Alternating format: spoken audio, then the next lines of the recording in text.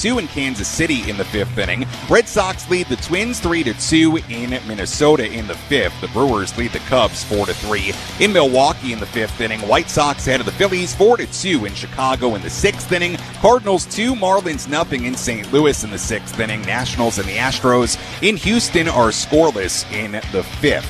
Games coming up. Rangers and the Angels at 6:38 in Anaheim. Pirates and the Giants at 6:45 in San Francisco. Mariners and the A's in Sacramento at 7:05. And that is a full look at the out-of-town scoreboard on this Monday evening. When we return, we hear from Padres third baseman Manny Machado on a number of different topics. Plus, we tell you one guy to watch in this Padres lineup today, and we have a full breakdown of today's starting pitching matchup between Dylan Cease and Frankie Montas. Game 1 of this 3-game series against the New York Mets on an absolutely beautiful Monday evening here in downtown San Diego. Coming up in just a little bit. Stay tuned. You're listening to the Padres Radio Network. You're listening to the Eco Water SoCal Padres pregame show. Eco Water SoCal, keeping it soft since 1925 and celebrating 100 years. If you're feeling overwhelmed by the thought of a home remodel, don't stress. The Window Depot is here to help. At the Window Depot, we're your one-stop warehouse for everything you need for your next remodel. Windows? Check. Doors? Got it. Cabinets, countertops, and everything in between, you'll find it all here at the lowest prices. Whether it's a kitchen, bathroom, or whole home makeover, our experienced designers are ready to bring your dream home to life, all at unbeatable prices. Find a location near you or shop online at thewindowdepot.com. The Window Depot, more than a window store. Will or trust makes sure your stuff and your kids go to the right people if something happens to you. It's one of the most important things you can do for your family, and you can do it all online in minutes. Make your estate plan and make it count at trustandwill.com. That's trustandwill.com. Tony Gwynn Jr. here. The baseball season is upon us, which means long days and restless nights. So I spoke to my friends at Symbiotico, who recommended I take their best-selling magnesium L-threonate daily. And let me tell you, my sleep is deeper, I wake up feeling refreshed, and my mind is sharper. So, we just want to continue growing as a group. How strongly do you believe in the guys in this team that, whether if you guys make a move or not, that you guys can find a way? This is our group, we've been battling through spring training, even from last year. So, we got to keep building on us and keep, playing our game of baseball. And I think if we do that, we're going to be in a really good spot. Anything else, obviously will help or wouldn't help or whatever it is, the situation, we don't know. But honestly, right now, all we can control is continue to play the baseball we've been playing and, continue growing as a group. Hey, Manny, Jose Iglesias had a really big impact, obviously, on that Mets team a year ago. We see him out there yesterday making all kinds of great plays on the infield. What's the impact he's had on your group this season? Just what he brings. He's a veteran. He knows how to win. He knows how to go out there and compete. On both sides of the field, whether it's hitting runners in scoring position or making defensive plays like he did yesterday. He really knows he's a complete player. So, having him here, really solidifies our infield, solidifies our team, and it's pretty good to have him around. How impressive was that behind the back play, Ned? That was sick. I don't want to boost him up too much because I got to keep him down, every once in a while. But I told him that was probably one of the nicest plays I've seen him make. That was sick. That was Manny Machado earlier today inside the Padres clubhouse. Good stuff there from Manny. Manny, of course, back in the lineup today, playing third base and batting third. Let's take a look at today's starting pitching matchup. Let's take a look at who's on the bump today with our starting pitching preview on the Padres Radio Network.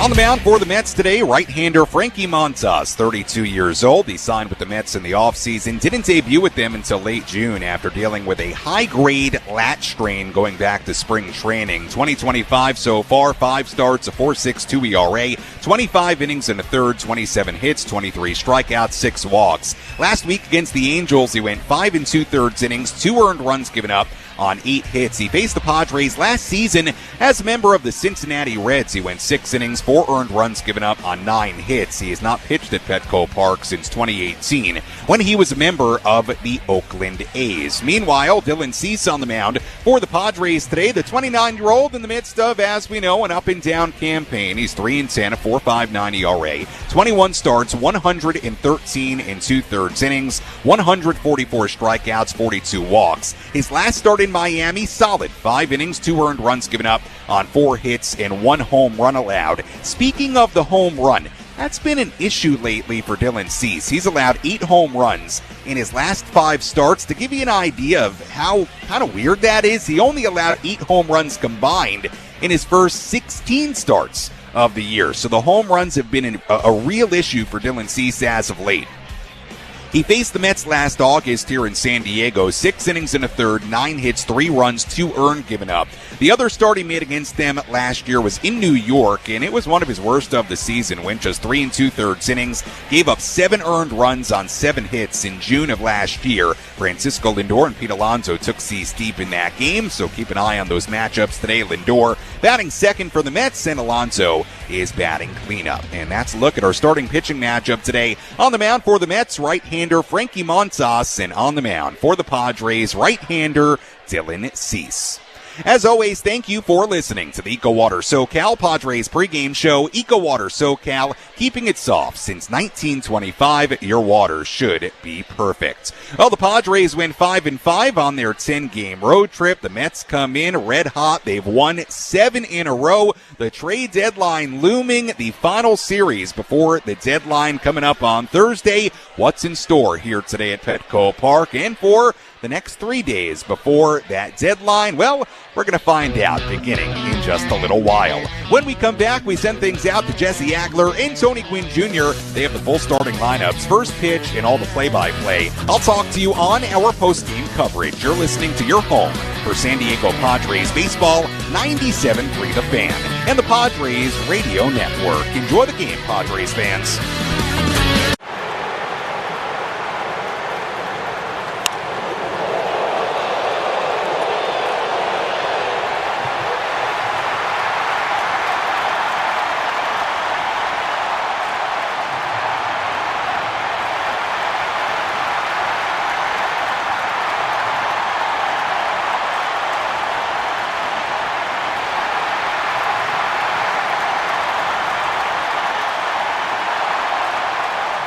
It's a 5-man umpiring crew here today, and this young superstar is in the stands. And did their feet get tangled up? Yeah, so Hoppy tripped, or he might have caught that ball. Down.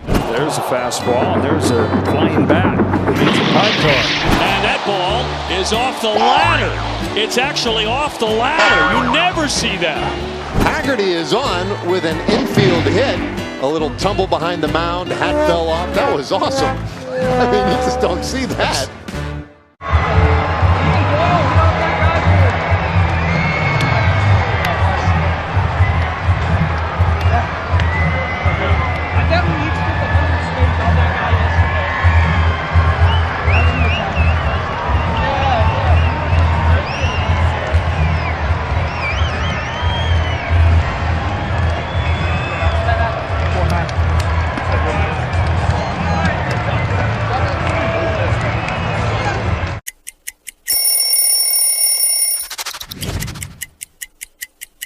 Well, when we moved downtown San Diego from Qualcomm to Petco Ballpark, new uniforms were on the way, and this is the Padre home white. This jersey is from 2007, which was a career year for myself, winning a Cy Young. There's some different memories that stand out. One in this uniform against the Braves, where I struck out a Padre record 16, wearing this jersey, trying to make the Padre and the Friar faithful proud.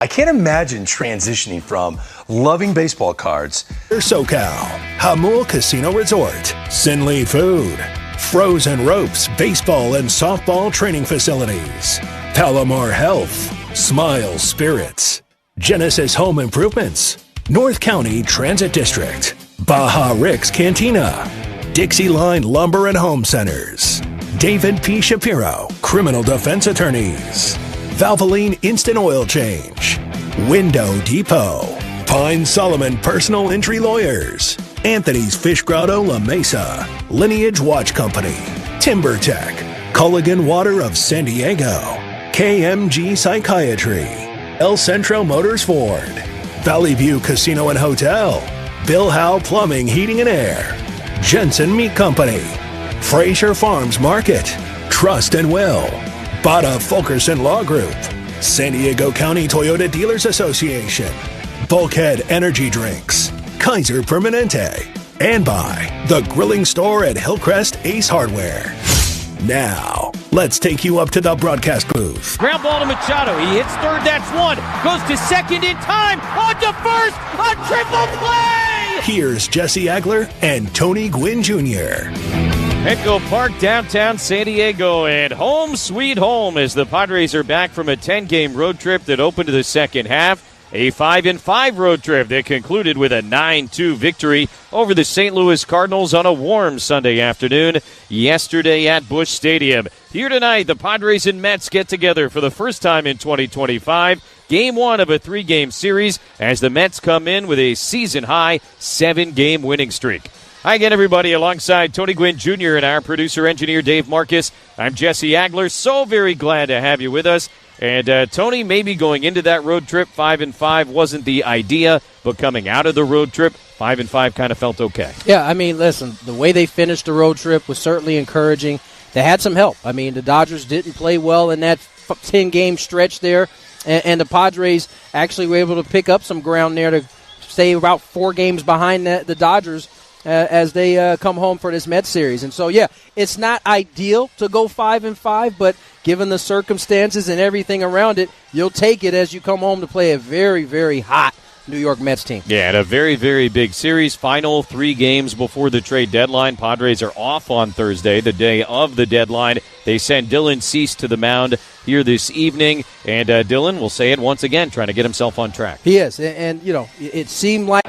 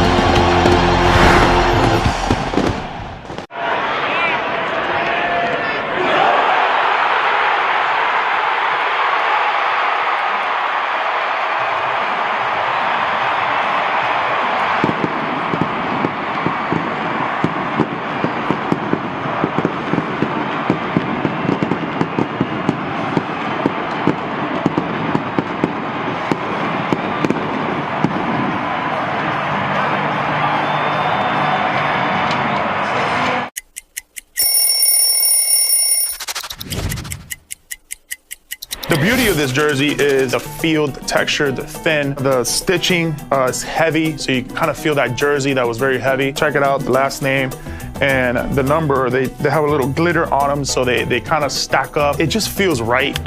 I had some really cool cleats to go with it. The way it gets dirty when you slide, it just kind of like rubs off on that glitter. It's really, really cool.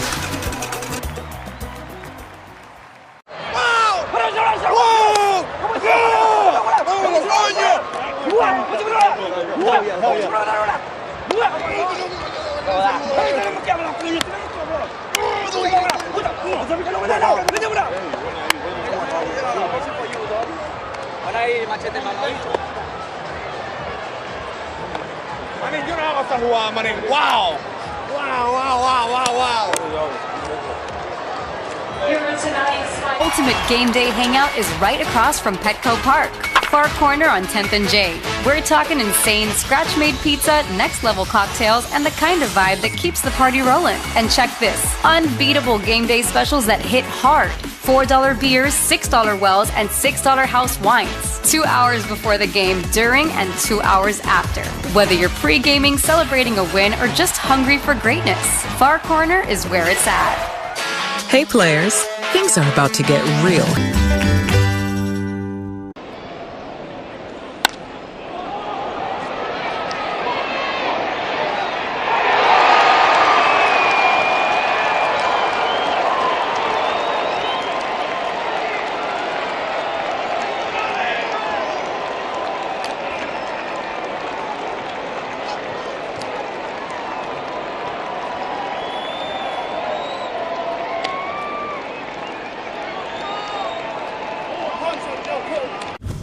I'm helping these kids be the best versions of themselves, and I'm also representing like where I came from. And then the Zilla team, I was working with a creative guy that was with Nike. I work with my best friend who manages this team with me. And we kind of just like put together like what we think would look cool. We went like Godzilla theme. You kind of get to help them grow up into a young man and help them just make the right steps forward. And that's really why I started it, to have impact. Step away, take a break. When we come back, we'll have the Padres starting lineup as well as first pitch here on the Padres Radio Network. Hey, Padre fans, Tony Gwynn Jr. here. You might already know my dogs, Kai and Axel, are MVPs in my family. And when it comes to getting everything they need to stay happy and healthy, I trust Petco as my home team. Whether I'm dropping them off at my local Poway store with their favorite groomer, Amanda, or scoring their great selection of food and supplies at low prices, I know the friendly pros at Petco make caring for my whole lineup easy and affordable. Petco, official pet partner of the San Diego Padres. Baseball fans, don't miss a beat or an oil change. At Valvoline Instant Oil Change, we'll have you in and out in about 15 minutes. No appointment needed. With summer travel heating up, it's the perfect time to get road trip ready. We'll check your oil, tires, fluids, and more while you stay in your car. Swing by Valvoline Instant Oil Change today, because quick service is always a home run. Get coupons at SoCalOilChange.com. Summer isn't just a season, it's a feeling. Ziplining through a rainforest in Maui. Mountain biking in Sedona. And of course, driving off in a new Lexus during the Golden Opportunity Sales Event. Get offers on select luxury SUVs now through September 2nd. Because the greatest measure of an automobile is how it makes you feel. Experience amazing at your Lexus dealer. Hey, it's Rick from Baja Rick's Cantina in the Gas Lamp. San Diego's baseball team is on the home stretch to bringing us a championship. So come on and join the party. Try our new game day specials. We've got a 1-pound TJ hot dog, a bacon cheeseburger quesadilla, or our new birria grilled cheese sandwich. We've got $10 blowfish margaritas and 32-ounce Coors Light drafts. Our DJ keeps the party going, and when you gotta go, did I mention our new baños? Now, let's play ball on the San Diego Padres Radio Network. Dylan Cease about to take the field here. Game one between the Padres and Mets. And there's Dylan Cease taking the field along with his teammates. Let's get you to today's Padre lineup, brought to you by Palomar Health. Recognizes the world's best hospital 7 years in a row and is stepping up to the plate to provide you with the best care. Visit PalomarHealth.org to find a doctor. Padres 57-49 on the season. Fernando Tatis Jr. will lead off. He'll be in right field for the Pods. Luis Ariz will bat second. He'll play first base. Manny Machado will bat third. He'll play third base. Jackson Merrill will patrol center field. He'll bat cleanup. Xander Bogaerts at shortstop. He'll bat fifth. Gavin Sheets will bat sixth. He'll be the designated hitter in tonight's action. Jake Cronenworth at second base. He'll bat seventh. Bryce Johnson will bat eighth. He'll be in left field. And Elias Diaz behind the dish for the Pods. He'll bat ninth. On the mound, Dylan Cease, 3-10 with a 4.59 ERA. Jesse? All right, Tony, thanks very much. Padres back from the long 10-game trip. Finished at 5-5, as we said. Took 2 out of 3 in D.C., dropped 2 out of 3 in Miami, and then split a 4-game series in St. Louis, thanks to a couple of nice wins the last couple of days. 3-1 on Saturday evening, and then a 9-2 thrashing of the Redbirds yesterday afternoon. Padres pounded out 16 hits, second most they've had in a game this year, and certainly one might be left to wonder if that could be the start of something offensively, because putting aside the 16-hit part of it, we have seen some better at-bats in the last week and a half or so. I would agree with that. It's not to say that we haven't said the same thing after other games, that hopefully this could be the catalyst to push them forward offensively, but it has been, I think, a little bit more consistent in terms of the type of at-bats you're getting from the Padres, and just hoping they can continue it, because when they are at that level playing at the plate, putting together at-bats like that, they're a tough team to beat. No doubt about it. Dylan Cease has completed his warm-up tosses. Strength of the Mets this year offensively has been their ability to slug. And, I mean, just look at the top few guys in the lineup. Nimmo will lead off, 19 homers. Lindor, 20 homers. Soto, 25 homers. And Alonso, 22 home runs. I believe This is the first time this year we've seen 4 guys at the top of the order, all of whom have almost at least 20 home runs. I mean, 3 guys with 20 in the lineup in the top, 3 or 4 guys that you're going to see. So I think it's important for Dylan, especially against a lineup like this, not to fall behind and to be able to command the baseball where he wants. All right, ready to go. Start of the 6-game homestand. Game 1 of the series against the Mets. And Cease's first pitch is a fastball strike on the outside corner. 0-1 to the left-hand hitting Brandon Nimmo. Nimmo hitting .261, 19 homers, as we said, with 60 runs batted in. Now in his 10th big league season, all as a Met. Pitch here, fastball, a little bit inside. That evens it up 1-1.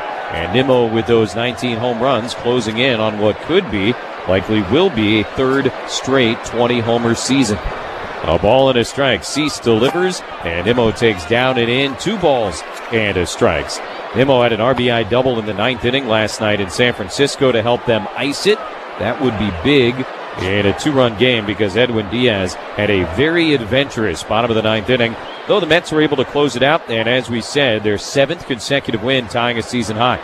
2-1 pitch, Nimmo swings, fouls it back, and the count is even, 2 balls, 2 strikes. All gas to start this ball game from Dylan C. 4 fastballs and 4 pitches. See where he goes here, 2-2. Nimmo all the way back in the left-handed batter's box.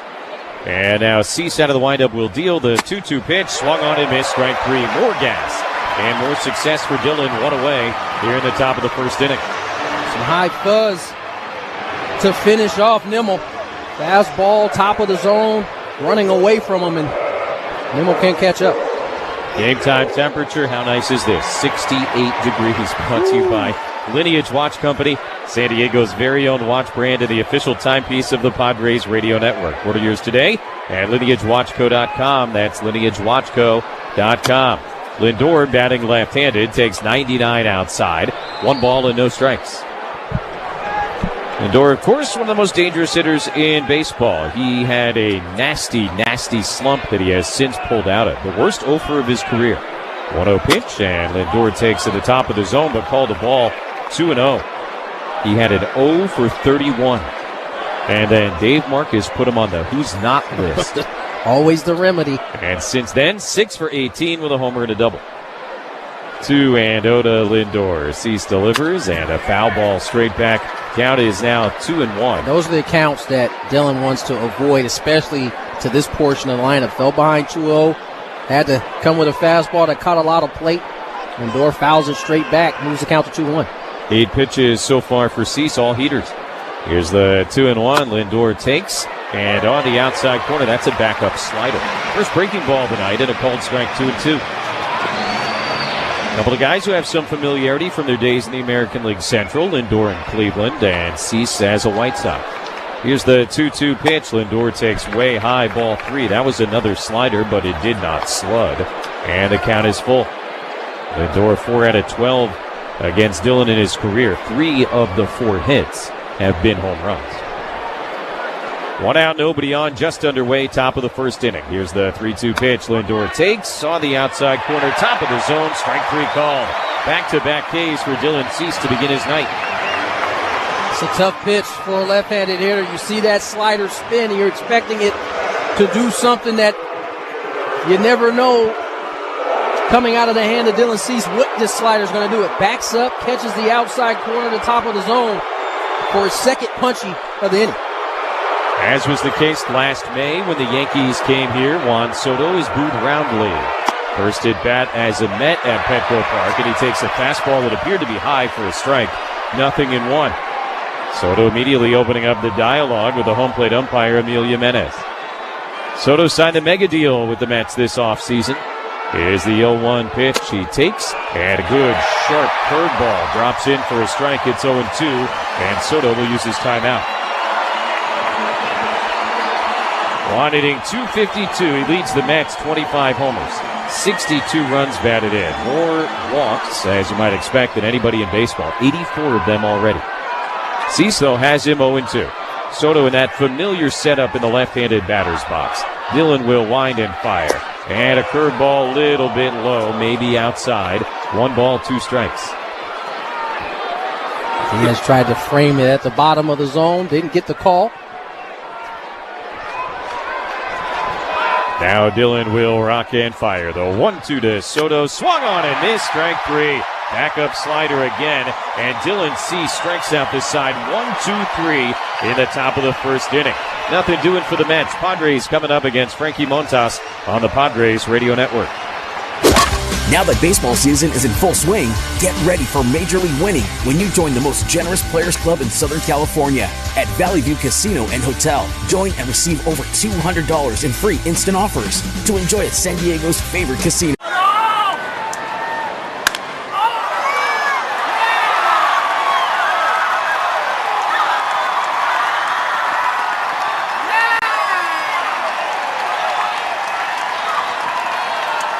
Well, we certainly served it up over the plate. This is a burger fit for a home run king, the 99 burger in honor of Aaron Judge. They sell a bazillion of these at Yankee Stadium. It looks pretty good. I feel like we passed the test. What about you? I think so. Got to get yourself ready. Yes, there are hugs, and then there's that. Now, what is that? What is the purpose of that? It's an anemometer. It measures wind speed. So that's good. But it looks like a fidget spinner. Meanwhile, on the Cove, it just looks like too much fun. It was so routine, he took his eye off. You got to come up with this play. You got to. You're right there. You had two hands. He looked it in. Oh.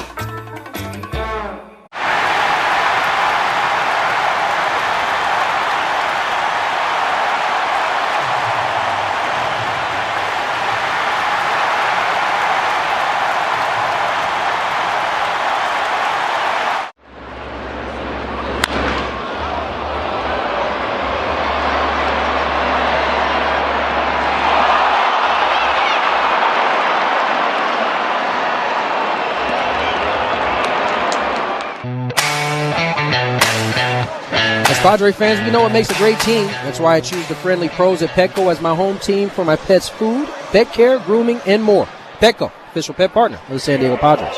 No score, bottom of the first inning. The Padres come to bat against the veteran right-hander Frankie Montas. Saw him last year in Cincinnati with the Reds, signed with the Mets over the winter. Had the lat strain in spring training, did not make his season debut until June 24th. He has won each of his last 3 starts, but still kind of working his way back. He has not gone more than 5 2/3 in any start this year. First pitch on the way, and Fernando lifts up the hand, spins away from a 96-mile-an-hour fastball, and it's 1-0. Tatis 2 for 4 with a double and 3 runs scored in the win in St. Louis yesterday afternoon.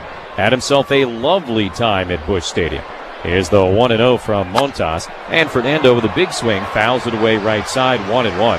Tatis 7 for 17 with a homer and 3 doubles, and he was not alone putting up gaudy numbers in that 4-game set. I was going to say, there are a couple of guys on heaters right now at the top of this lineup for the Pods. 1 ball and 1 strike, the pitch. And Fernando takes a splitter in the dirt, 2-1. We'll see a lot of those from Montas. Tatis overall hitting .268, 17 homers, and 44 runs batted in. Montas began last year with Cincinnati, 19 starts with the Reds. They traded him to the Brewers at the deadline. He actually faced the Mets in the postseason. 2-1 pitch, and Tatis takes a good breaking ball for a strike at the bottom of the zone, and the count is even 2-2. Montas, the opening day starter for the Reds last year. No decision against the Padres. His only start against the Pods a season ago. 6 innings, 4 runs, 9 hits. 2-2, sharp breaking ball bit down and in. And the count fills, 3 balls, 2 strikes. The Met catcher Francisco Alvarez has really turned up the volume with the color of his catching gear. Mets are wearing their road grays. Alvarez, bright orange, mask, chest protector, and shin guards. 3-2, Tatis swings, pops it into center field. McNeil, who does not have a lot of experience there, is coming in. Beatty goes back, and the second baseman backpedaling will make the catch for the first out of the inning. Fastball got in on the hands of Toddy a little bit, and weak pop-up for out number 1. Luis Arraez to get into the left-handed batter's box now. Scoreless game, bottom of the first inning. Luis, as Tony said, like several other guys, on a heater. 10-game hitting streak during which he is hitting .390. Statue take at a first pitch sweeper and strike one from Montas. 3 for 5 day yesterday, had an RBI double. 14th 3-hit game of the year, more than anybody in baseball. 0-1. Arise takes down and in. 1 ball, 1 strike. It's another guy on a heater.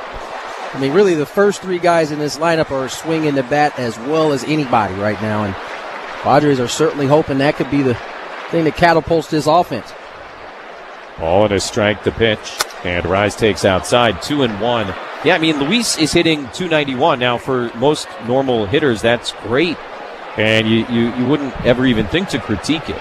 But for Rise, obviously, the bar is a little bit higher when it comes to batting average. So if you're a believer of the back of the baseball card, well, time's running out, right? 2-1 pitch in the air, foul left side, 2-2. And if he's going to get up to where he's generally been the last few years, he's about to be real hot. Well, yeah, I mean, time is running out, but he's also turning up right as time is running out. So this is hopefully going to last through the rest of the season, because that's probably what it's going to take to get him back up to his norms. Leading hitter in the National League, Will Smith, the Dodger catcher, went into today at .324. Here's the 2-2, and Arise smacks it foul the other direction. 1 out, nobody on. Scoreless game, bottom of the first inning. Arise against Montas in his career, 6 for 9 with a pair of doubles. It's always fun having a guy like Luis Arise, because we have a never-ending supply of numbers like that. Montas, one heel on the rubber, will turn and deliver the 2-2 pitch. And Arise lines it into center field, a base hit. 11-game hitting streak, Luis Arise. A 1-out single in the bottom of the first inning. That was the Padres' first hit of the game, brought to you by Frozen Ropes Travel Ball. 3 tryouts are underway for ages 7 to 14 with Coach Kurt and his Frozen Ropes team. Check them out at SanDiegoFrozenRopes.com. At SanDiegoFrozenRopes.com.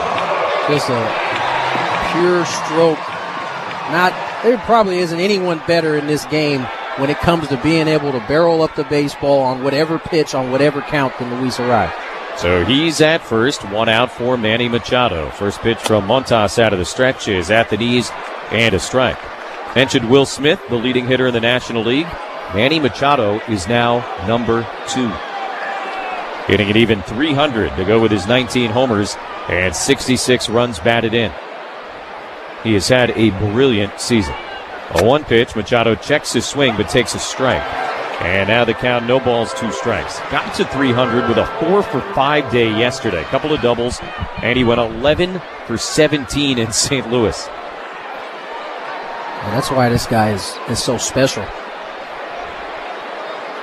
0-2, and Machado checks it, a ball down. They appeal, he didn't go. And the count, 1 ball, 2 strikes. He's not a guy of the same ilk as Luis Arise, but the fact that he can go 300 and get on a heater like 11 for 17 in a 4-game stretch is proof why he's one of the best in this game. This is only the 3rd time in his career he has been at or above 300 this deep into the season. First time as a Padre. 1-2. Here it comes. Machado swings, pops it up. Right up the chute. Alvarez behind the dish on the warning track at the backstop, will run out of room. It comes down in the 5th row. Know what we know about Manny in terms of how he takes care of himself, his willingness to be out there every day.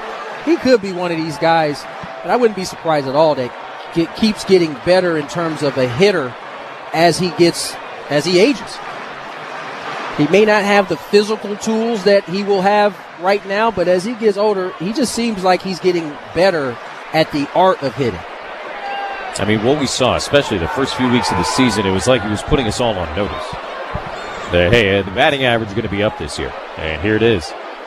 1-2. Again, a throw over to check on Arise. He goes back without a tag from Alonso. Manny is notoriously a slow starter throughout his career. That just has not been the case this year. One of only 7 guys in all of baseball right now hitting .300 or better. And again, only 1 other in the National League.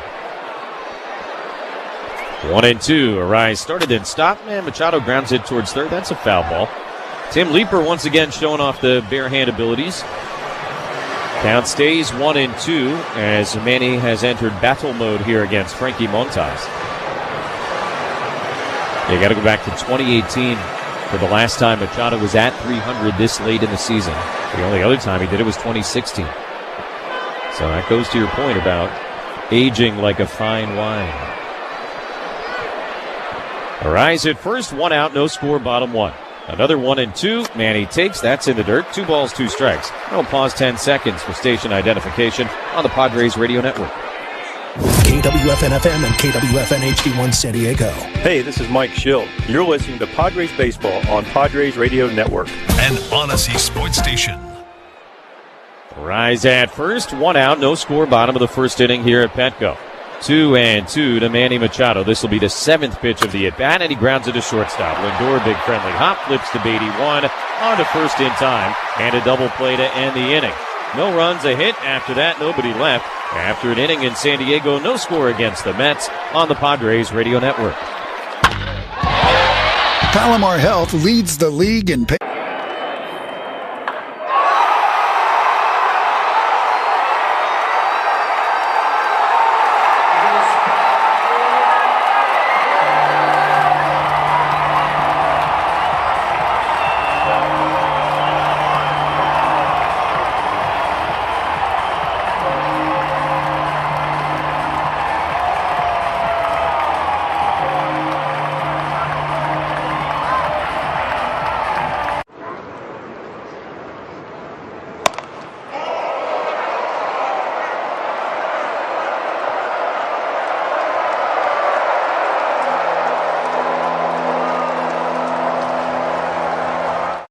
I'm Jonathan Mayo, and for more than 20 years, I've traced the path of baseball's rising stars, navigating the back roads of the national pastime and basking in the glow of small-town America's spirit, where the team is woven into the fabric of everyday life, where it's more than just a game. It's a celebration of the people, the traditions, and the culture that give these places their soul. This is Grassroots.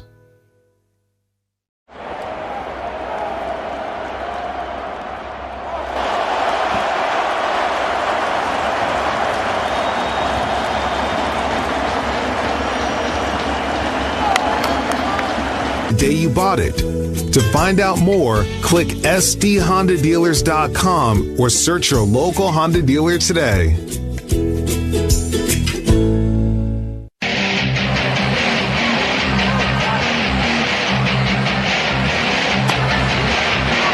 Top of the second inning in San Diego. The Trust-In will score as the Padres nothing and the Mets nothing. Dylan Cease will go back to work against the heart of the Met order after striking out the side 1-2-3 in the first inning. And he didn't have his best command, but still got the results. No, nor did he have his best slider, but they both worked on the last 2 hitters of that inning, and Lindor and Soto used the 4-seam heater at the top of the zone to punch Nemo.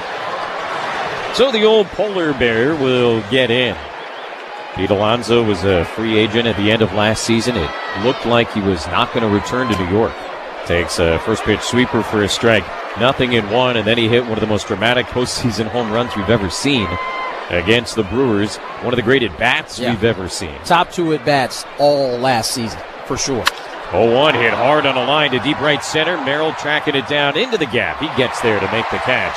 And 1 out in the top of the second inning. They're able to bring him back at least for this year. And he's put together another wonderful season at the dish. An opposite field homer off of Williams for the Brewers at the time. It was just some of the best hitting you'll see. The only other at bat I would put it, ahead or maybe even with the Soto's at bat against the Guardians was also tremendous. But Pete Alonso putting together a fantastic 2025 season. Here's the center fielder, feels weird to say, Jeff McNeil, left-handed batter, and he takes outside, ball 1. The home run that Alonso hit against Devin Williams. How about this? In postseason history, the first ever go-ahead home run in the 9th inning or later by a team that was trailing in a winner-take-it-all game. 1-0, and he fouls it back. So the historical context, the game context, and then the actual at-bat itself, just remarkable. You won't find heavier drama than that AB right there. Mets made it to the NLCS where they fell to the Dodgers. 1-1 pitch is low. McNeil checks his swing. They appeal to third, but he did not offer. That's literally the at-bat that all of us have had as little kids in the backyard on the line, and he was able to do it in real life as an adult. 2-1 to McNeil, and a swing and a miss, strike 2. Alonso has had a fascinating career when you really step back and think about it. He set the rookie home run record, the Met franchise home run record as a rookie, 53, I think?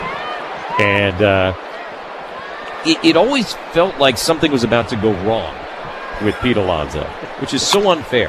Fouled back, and he's just kept on producing, and then he has that moment in October. He truly is one of the more underrated power guys we have in our league.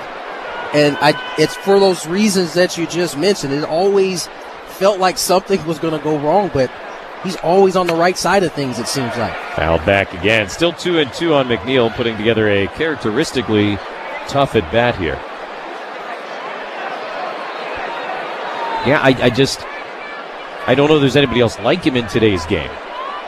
It's kind of a throwback. Yeah. 2-2. And downstairs, ball 3. I think another thing, to his credit, he's been a better hitter this season than I think he's been at any other point in his career. He's their leading hitter. Like, you didn't have that on the bingo. No, absolutely not. All-star for the 5th time this year. 3-2 to McNeil, and he takes low ball 4. First base runner of the night for the Mets, a 1-out walk in the top of the 2nd inning, which is brought to you by Sin Lee Food. Ignite your taste buds with the freshest flavors at Sin Lee Food. Discover authentic ingredients at 4665 El Cajon Boulevard, the Cook's Asian Resource. Not that all-star games are the final, say in terms of the quality of a player. But think about the way most baseball fans think about and talk about Francisco Lindor and the way they talk about Pete Alonso. They are each 5-time All-Stars. Right. Here's Mark Vientos taking high ball 1. Yeah, and when you told me that today, it was kind of mind-blowing. And in my mind, I'm like, how is that possible? But it speaks to I think, how underrated Pete Alonso's been. Swing and a miss by Vientos. Might have tapped and fouled the dish. Either way, it's 1-1. Vientos and Starling Marte kind of splitting DH duties as of late for the Mets. Mets are very careful with the body of Starling Marte. When healthy, one of the most ferocious players in baseball. But it's been tough to stay on the field. 1-1. Vientos hits it hard on the ground up the middle. That's into center field and a base hit. McNeil taking the turn at second. He's going to try and go first to third in Merrill's face. Throw comes into Bogarts, who cuts it off. And Mark Vientos, base hit here in the top of the 2nd inning, has put Mets on the corners with 1 away. It's a nice piece of hitting by Vientos. Got on top of the high sinker. Barrels it up the middle. And Neal going first to third. Jackson Merrill had to come a long way. He was playing on the right field side of second base, had to come a long way. That allowed McNeil to go first to third.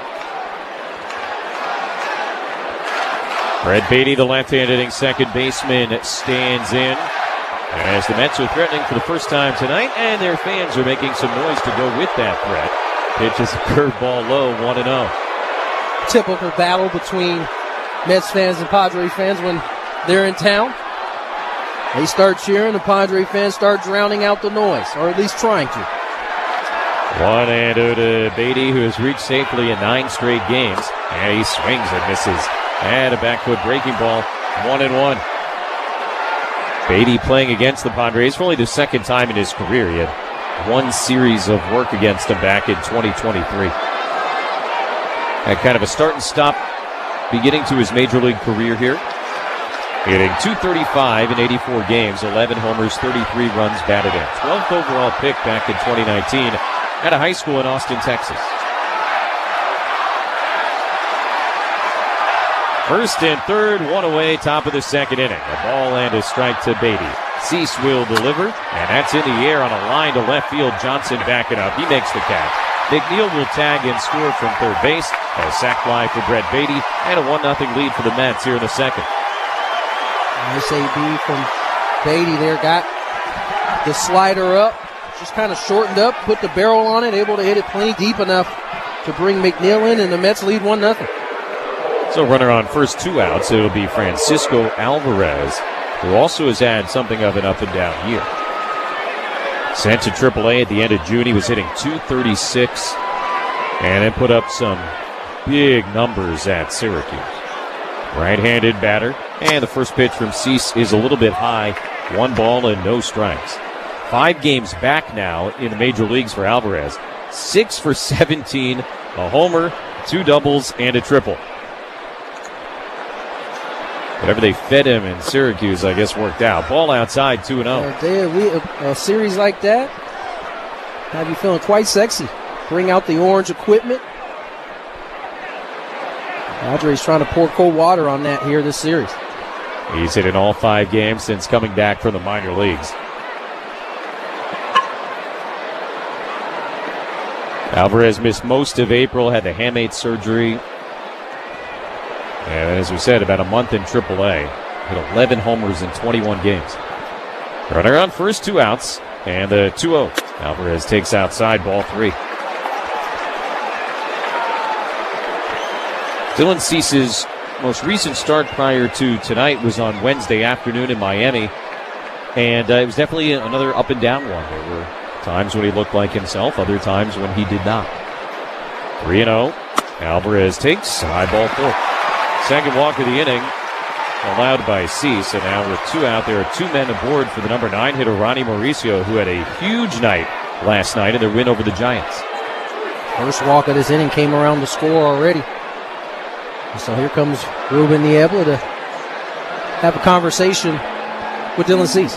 Visit to the mound brought to you by the Window Depot, offering the best prices and biggest inventory on in-stock vinyl windows and interior and exterior doors. Order online or find a location near you at thewindowdepot.com. Alvarez at first, Vientos at second, 2 outs in the top of the second inning. Mets with a 1-0 lead on the sac fly by Beatty. Mauricio in their win over the Giants last night, 4 for 4. Had a game-tying homer in the 7th, also had a pair of doubles, one of which knocked in a run. And Mauricio is hot after he had a cold spell of his own. That, you might have noticed, is how baseball works. Yes, it does. 6 for 9 after a 2 for 20. 24-year-old switch hitter will bat left-handed. And Cease's first pitch to him is a good, sharp curveball. Tried to check his swing. Not sure he did. It was a strike anyway, and it's 0-1. Cease, who has not been leaning on the curve as of late, is doing so tonight, and so far having some success with it. Here's the 0-1 pitch. And that's another breaking ball. Another curve. It's low, 1-1.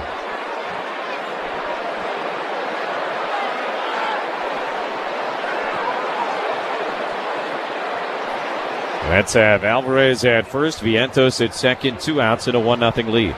Pitch is knocked foul behind home plate. And now 1-2 on Ronnie Mauricio. Mauricio missed all of last year after an ACL tear. Was officially on the injured list this season until the middle of May. Then he was activated and optioned to AAA. Played 9 games at AAA. He hit .515 with 3 homers, and they said, all right, you can come on back. 1-2 though. Cease is ahead of him. Dillon delivers and a little bit in with a 98-mile-an-hour fastball. That'll even the count 2-2.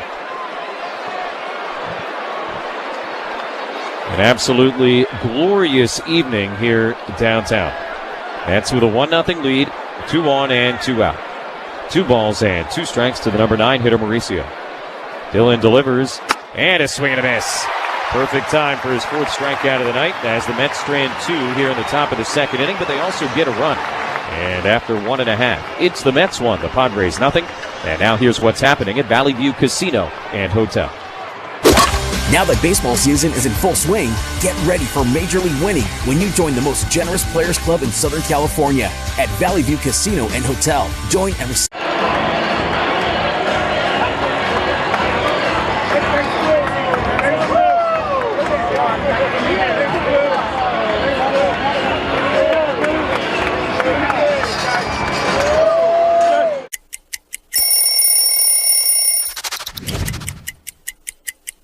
There's so much history right here, and when I put it on and it's so light, it just feels just right. It feels just right. I mean, look at this.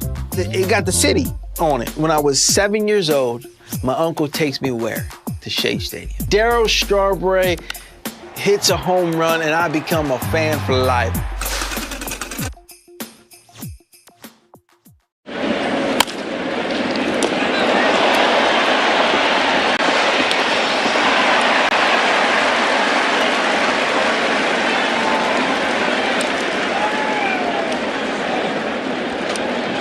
Well, we had a special guest on the field before the game today, Pepe the Penguin. Pepe was a little cranky today. If you're at the ballpark with your kid, what's most important? You got to get snacks for Junior. This is a rare father-son first base coaching combo. Well, after Dinger put up a sign that said, "Mrs. Met, call me," Mrs. Met has her response. That hit my bat. That was a foul ball I want to hit. He was trying to stay in the hit. See, look, he said foul ball, foul ball. He didn't want to go down to first base. He wanted to hit. I'm a local counselor at no cost. That's 988. Padres cleanup hitter brought to you by Asgard Energy. Get a free solar estimate and clean up your energy bill at asgardenergy.com. Veteran and locally owned Asgard Energy, your trusted name in solar for Southern California. Cleanup hitter is Jackson Merrill. He has Bogarts and Sheets to follow here in the bottom of the second inning. The Mets with a 1-0 lead over the Padres. Frankie Montas gave up a one-out single to Luis Torres in the first inning, but got Machado to ground into a double play. And now the first pitch to Merrill is a breaking ball, missing high and outside, 1-0. I'm sure it's not literally true, but it feels like forever since we've seen Jackson get something other than a high fastball first pitch of an at-bat. 1-0, Montas will turn and deliver. And Merrill swings, sends it in the air deep down the right field line, but it'll hook foul. And the count is 1-1. I've been out in front of that sweeper. But you're right, yeah, there's been a steady dose of pitches at the top of the zone. That has been a big reason why we have seen Jackson Merrill struggle this season. 1-1. Merrill takes low, 2 balls in his strike. By the way, struggle for what he has already set the bar on. It's hitting 260, which, not bad at all, but compared to what we saw him do last year, it's definitely a step down. 2-1 pitch, and Merrill swings and misses at that splitter. 2 balls, 2 strikes. Jackson's last at-bat against the Mets was the final game of the 4-game series here last August, and it was a walk-off home run against Edwin Diaz. One of 2 walk-off home runs he hit as a rookie. 2-2 pitch, and Merrill swings, rips it into right field. That's down for a base hit in front of Soto. Leadoff knock for the Pods here in the bottom of the second inning. That's one spot you can't go with the fastball. It's down. This ball blasted in the right field. 109 off the bat. Good stroke for Jackson. Leadoff knock for the Pods. Oh, by the way, Jackson Merrill now an 8-game hitting streak. Like we said, Padres swung the bats pretty well most of the trip. We'll see if that's something that can kind of push forward here. Runner on first, nobody out for Xander. First pitch on the way. Bogarts lifts up the hands and takes inside, ball 1. Bogarts does not have good career numbers against Montas for whatever that's worth. 1 for 12 and 6 strikeouts against the veteran righty. Montas feels like he's been around for forever, about a decade now.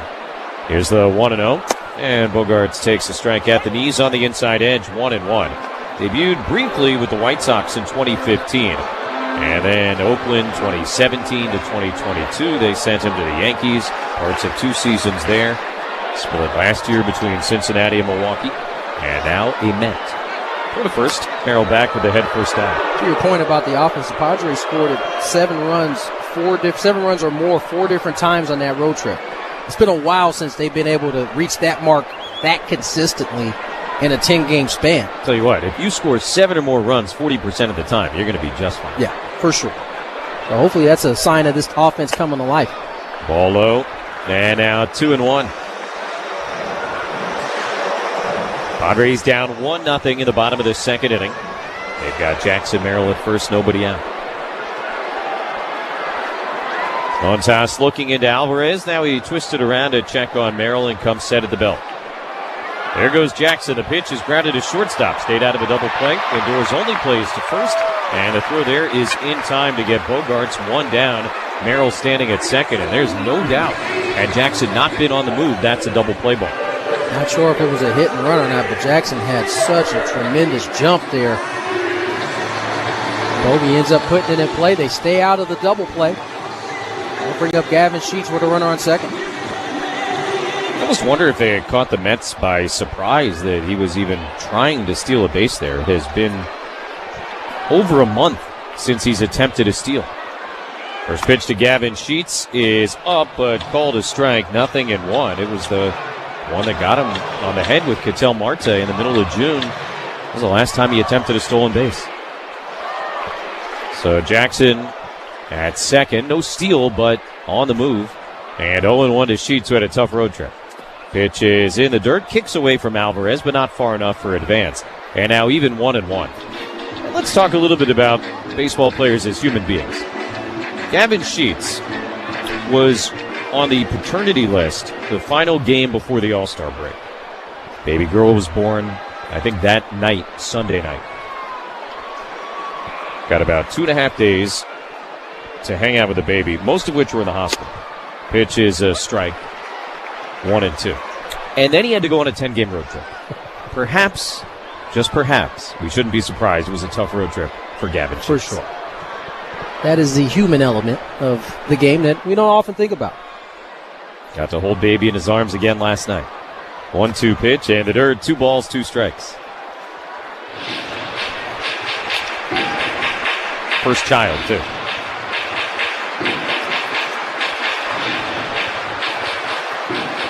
Padres with their first opportunity with runner in scoring position here. 6 for 19 in the win yesterday. 2-2. The pitch to Sheets is taken low, ball 3. Saw the split out of the hand well there. Didn't even really flinch. Count moves to 3-2. Merrill at second, 1 away.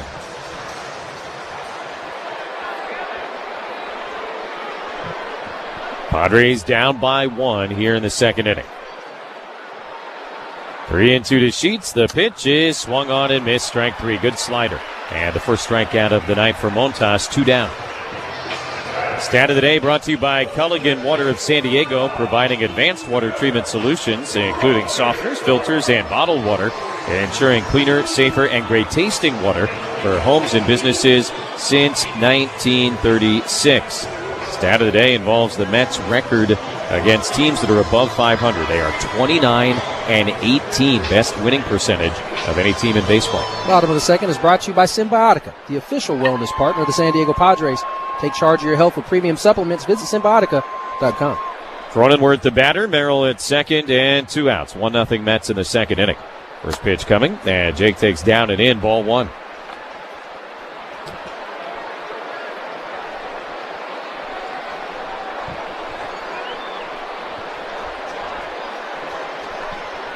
That's got a run, thanks in part to a couple of walks in the top of the inning. Sac fly plated McNeil. Now the 1-0 pitch to Cronenworth is in the dirt. 2 balls and no strikes.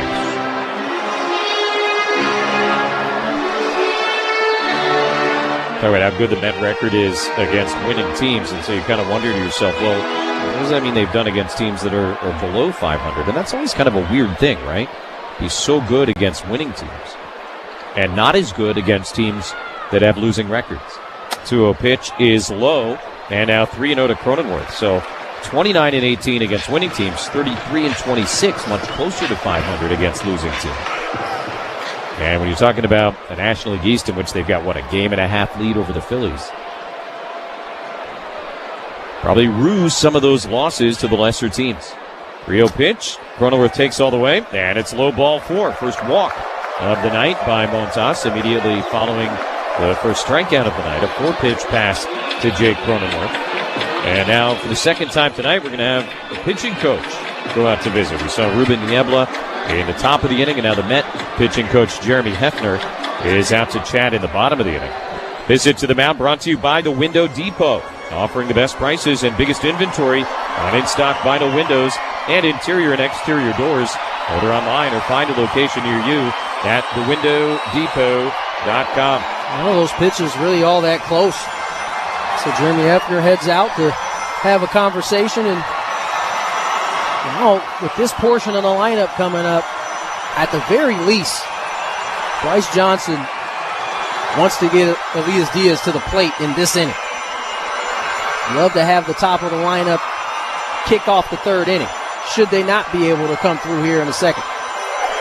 Bryce started 2 of the 4 games in St. Louis out in left field. That's where he is tonight. Switch hitter will bat left-handed, and I think you mentioned it yesterday. Yeah. Came off the bench, had a base hit in the top of the 9th inning. He has kind of very quietly had a nice run here in a very sporadic playing time.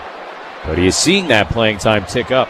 First pitch, Johnson swings, fouls it back, strike 1. Yeah, no doubt. He has forced his way into this lineup with his recent success.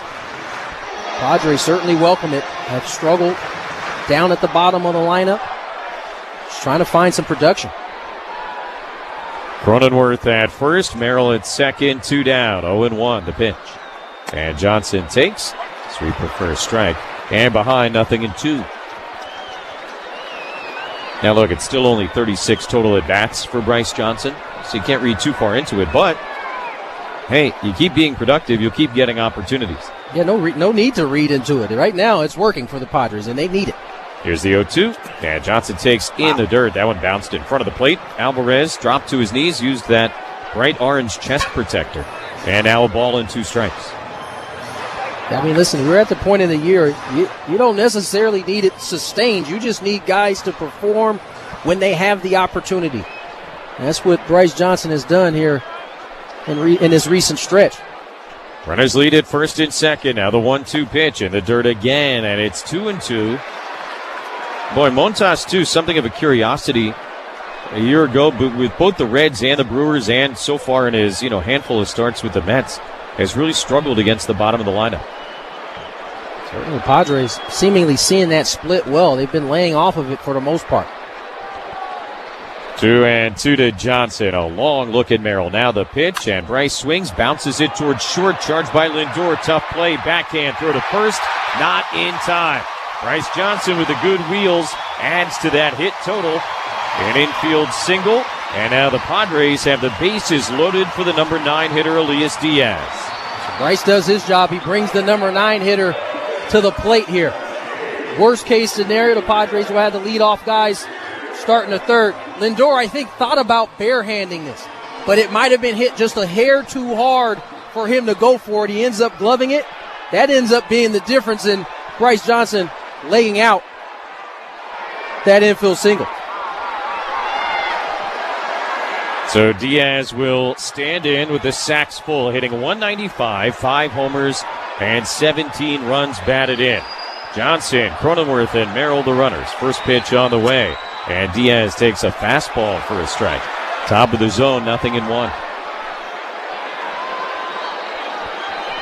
Alvarez, who's always hyperactive in terms of communicating with his infielders, just stepped out in front of the plate to tell Mauricio something over at third. Montas going to work out of the windup here with the bases loaded, 2 outs. 0-1 the pitch. And Diaz takes right down the middle, strike 2. Maybe Diaz looking soft there. He's one fastball at the top of the zone, one about belt high, inner third. Falls behind 0-2.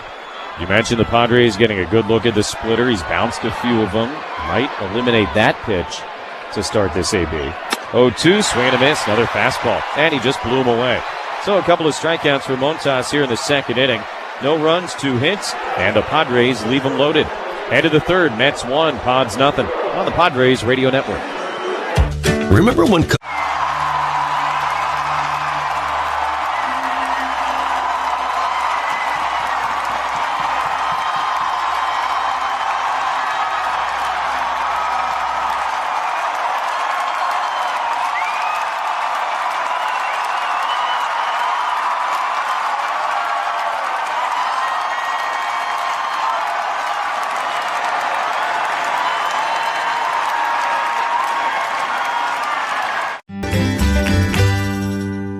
Just $2 a pound, and Kettle Brand potato chips 2 for $5. Huge savings all week. Shop Fraser Farms Market in La Mesa, Oceanside, and Vista. Fraser Farms Market, a better way to shop for a better way to live. Every game this year, Jesse and I will be answering questions from you guys, our listeners. And if you have a question for us, head to 973thefan.sd.com/question to send one in, and we may answer it on the air. Again, that's 973thefan.sd.com/question. Top of the third inning and the top of the order for the Mets. They've got a 1-0 lead. Nimmo, Lindor, and Soto against Dylan Cease, who had a 1-2-3 first inning and then a rather laborious second. We'll see how it goes here in the third. Both starters, Cease and Montas, really had to work to get 3 outs in a second. Difference is, Montas left the bases loaded. Cease ended up allowing a run. Nimmo stands in 0 for 1. He struck out swinging to lead off. Uses the timeout at the very start of the at-bat. And now in to face Cease. 32-year-old from Cheyenne, Wyoming. Backup breaking ball is called a strike, 0-1. We do not often get to talk about major leaguers from Wyoming. But Brandon Nimmo is one, the first ever first-round pick from that state. 0-1 pitch is in that same spot, called a strike again, 0-2. Dylan not upset with those two calls. Gets a little bit extra on the backdoor breaking ball to move the count to 0-2. He's got to go back out there, right? Absolutely. Go a little bit further. Curveball and a slider, both off the plate, called strikes. The 0-2 pitch is a fastball and fouled away. Count remains no balls, 2 strikes. Nimmo last year had more hits against the Padres than any other Met. Hit 360 with a double in 25 at-bats. 0 for 1 tonight. First game of the year between these two teams. Mets were the last National League team the Padres faced this season. 0-2 is low, ball 1. We do not make the return trip to Citi Field until the final road trip of the year. One of those classic MLB scheduling quirks. A little Chicago, New York at the end. Yeah. Good eats. 1-2 is on the outside corner, and this time called a ball. Dylan is just so confused. He got the first two that you could argue were a little bit further off. This one, a little bit closer, does not get the call. Dylan a little bit beside himself. How could you not be? 2-2, Nimmo takes, and at the knees, strike 3 called. 5th strikeout for Cease. And 1 away in the top of the third inning. Nimmo, a 2-time victim. This time it was a fastball, bottom of the zone, or close to it, for the puncher. When Nimmo sees the video of that at bat, he's not going to be thrilled. Hope he doesn't look at it until after the end of the game. All 3 strikes were not. Here's Lindor batting left-handed, and he takes 99 right down the middle, 0-1.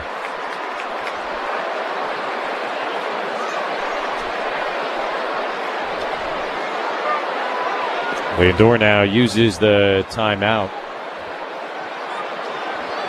And the Padre dugout was kind of screaming out. He looked over.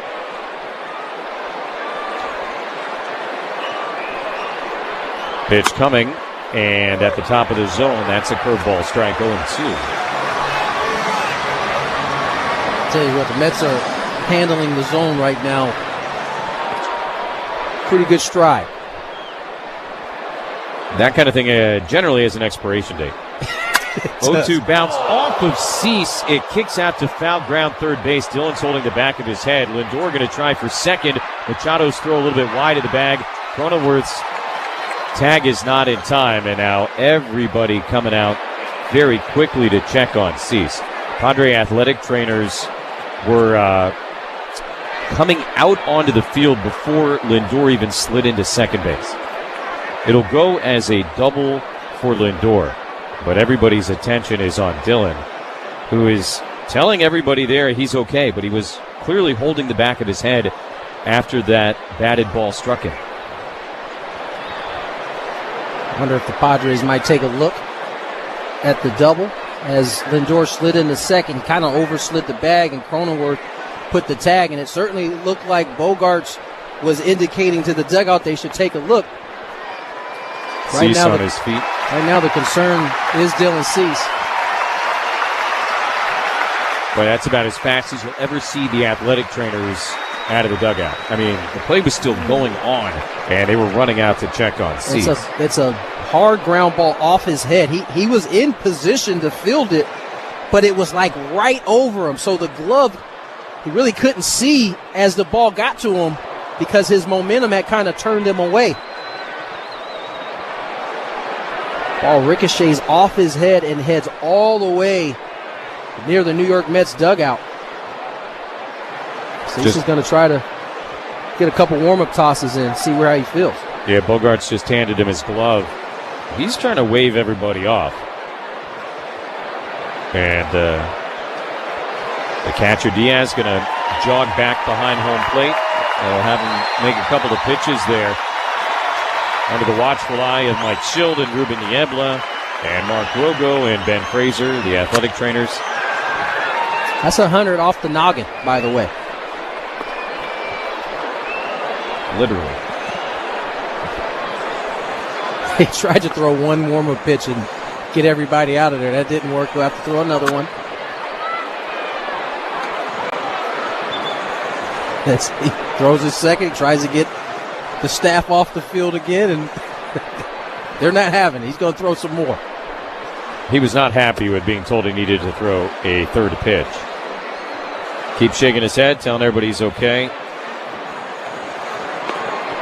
Ricky Huerta is out there too, all three of the Padre athletic trainers. And now it's Mike Schild who's talking to him, and I think Mike wanted him basically to look him in the eye and be like, hey, tell me you're okay. I think the training staff wanted him to keep going to see if they could produce something, but he's had enough. He looks like he's going to stay into this ballgame. Last guy to leave from his team is Manny Machado. Also the home plate umpire, Emilio Jimenez, was really out there for a long time, almost having his own wellness check. Soto, as you will hear, will be the batter. Lindor at second base on a double off the back of Dylan Cease's head. Mets have a 1-0 lead in the top of the third inning, and a scary moment that would appear to have an okay result. Cease delivers, and the first pitch to Soto is that backup breaking ball, misses outside, 1-0. Soto struck out to end a 1-2-3 first inning in which Cease struck out all three batters that he faced. So 0 for 1 here on the night. 1 ball, no strikes. Lindor at second. The pitch is downstairs, 2-0 to Soto, who again had the go-ahead homer in the 7th inning last night in San Francisco. That had to feel good because he has been slumping. 7 for his last 49 now for Juan Soto, although 4 of the 7 hits have been home runs. 2-0 the pitch, and Soto takes at the bottom of the zone. That's a called strike. And now 2-1. Good fastball, slider right at the bottom of the zone. Moves the count to 2-1. Here's the pitch, and Soto checks, takes way outside, but called a strike, 2-2. And Soto now is the first Met to really react to the plate umpire, Emilio Jimenez. And the ones to Nimmo were pretty bad. This one's even further out there. And Soto, of course, never shy about dialoguing with the umpire. Good or bad, right? He does this often. That time, a little irritated with that call, as the zone on the right side of the box has been a little bit big. This guy knows the strike zone as well as anybody this side of Luis Arraez. Lindor at second, 1 out. The 2-2 pitch fouled back behind home plate. And the count remains 2 balls, 2 strikes. Hey, you said it a couple of batters ago. The Mets had, to that point, taken everything in stride with some of these calls. But you also said it had an expiration date. I think it also expired. 2-2 to Soto. Cease will wheel around and watch Lindor back to second base. Clunky start to this game here tonight.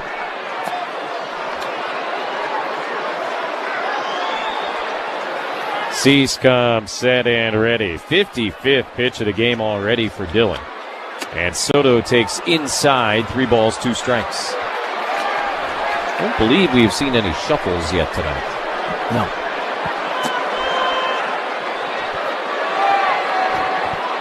Mets with a 1-0 lead thanks to the Beatty sac fly last inning. They've got Lindor on second, 1 out, and now a full count to Soto, 3-2. Cease steals, and Soto, big swing, just gets a piece and fouls it back behind home plate. We'll do it again. 98. Winner third. Foul ball for. Move to it again, 3-2.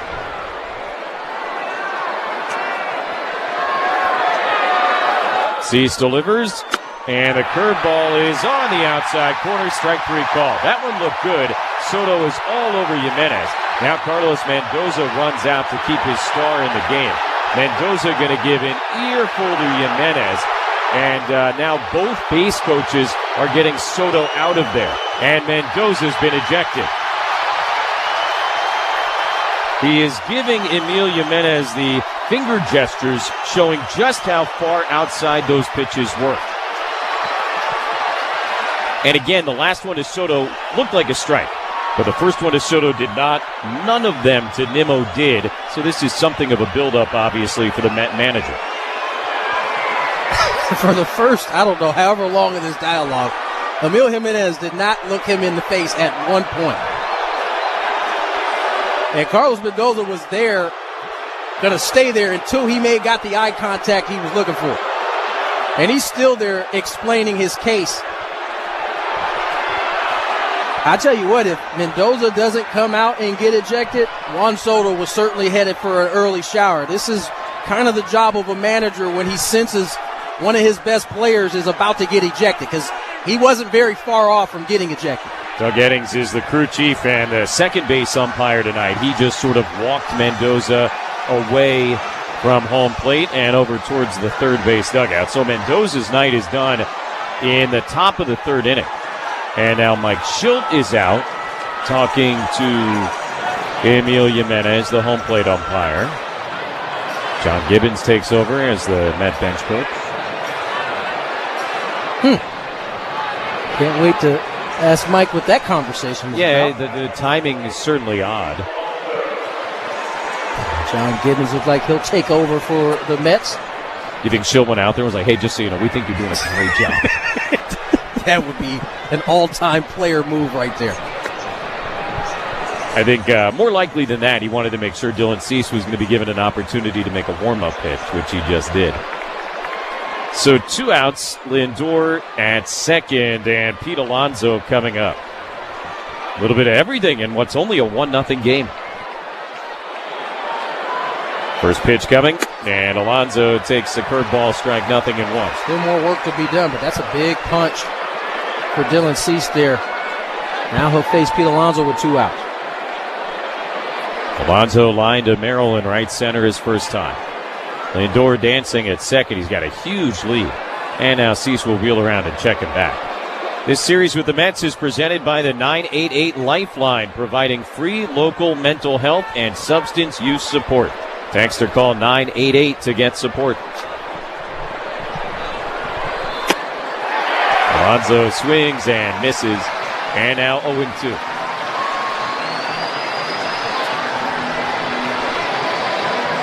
Good slider. One of his better ones he's thrown in this ball game to move ahead 0-2. Alonso uses his timeout.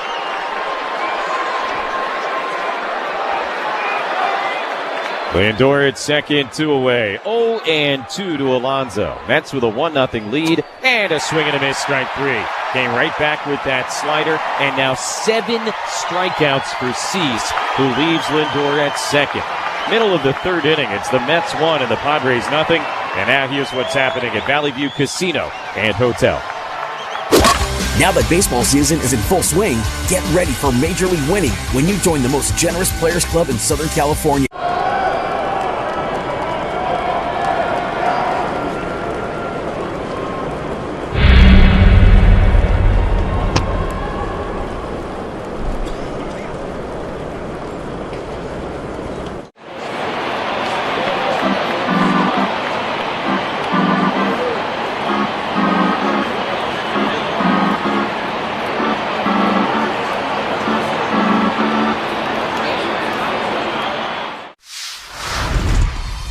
I want to ask you about food. What is something that you have to eat to be the judge?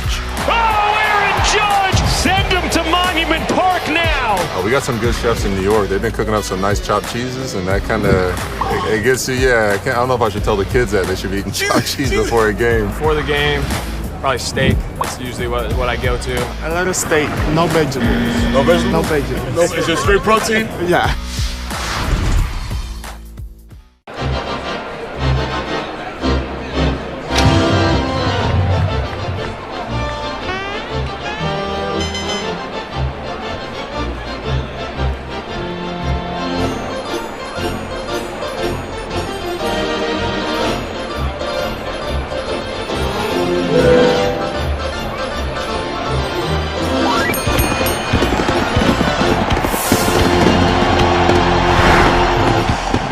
Energy, fuel for heroes. Go to bulkheadenergy.com. Use code HERO25 for 25% off your first order. Tomorrow, don't miss the brown and gold Sandless Beach Towel giveaway presented by Southwest Airlines. Limited to the first 40,000 fans in attendance when the Padres host the Mets at 6:40. Visit Padres.com/giveaways. Top of the order in the bottom of the third inning. Padres come to bat trailing the Mets 1-0. That is your trust and will score. Tatis, Arise, and Machado against Frankie Montas, who, like Dylan Cease, has really had to work tonight. First pitch on the way. Fernando takes inside. 1 ball and no strikes.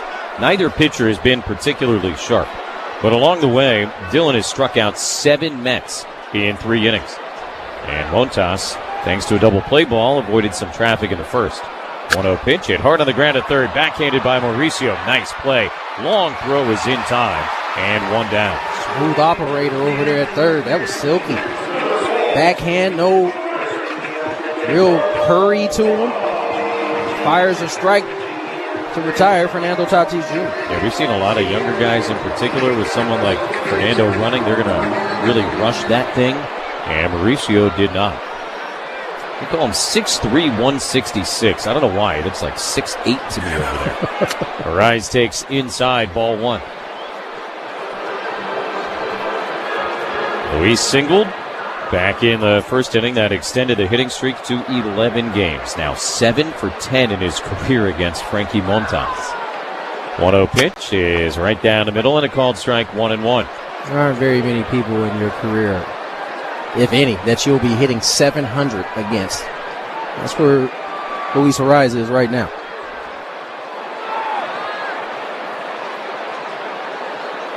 Arise sends it in the air towards the left field line. Nimmo racing over and right by the line in fair territory. I think he makes the catch.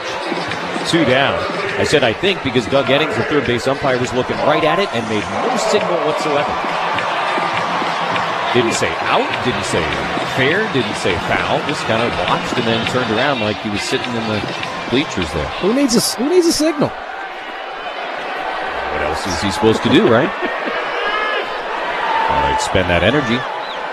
Here's Manny Machado, 2 outs, nobody on. He swings and misses.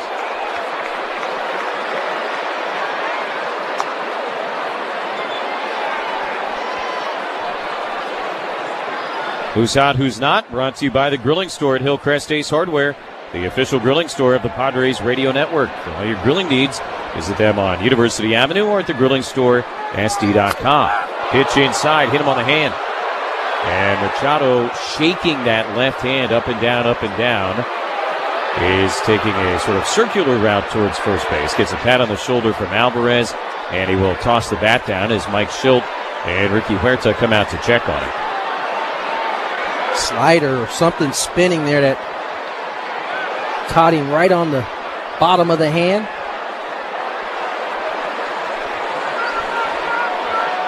Might have been the split there.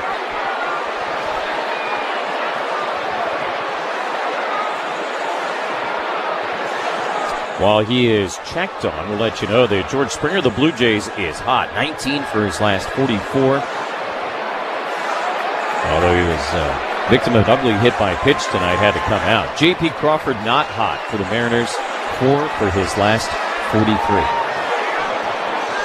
And he will stay in this game, thankfully, and not surprisingly. He is at first base with 2 outs for Jackson Merrill.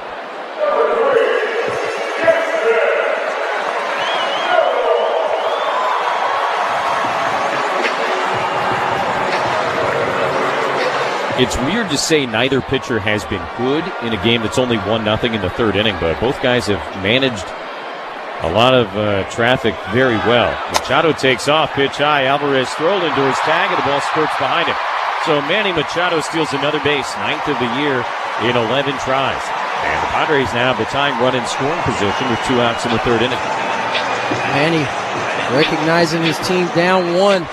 2 outs, puts himself in scoring position. A little swipe second base. That ball got away from Lindor, but fortunately, Beatty right there to back up. Now 1-0 to Merrill.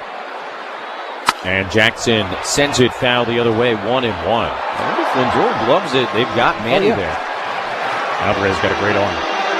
Got rid of it quick. The throw ended up kind of short hopping. Lindor made it a little bit more tough for him to handle. 1-0 Mets with Machado at second, 2 outs in the bottom of the third inning. Here's the 1-1 to Merrill. It is low, 2 balls and a strike.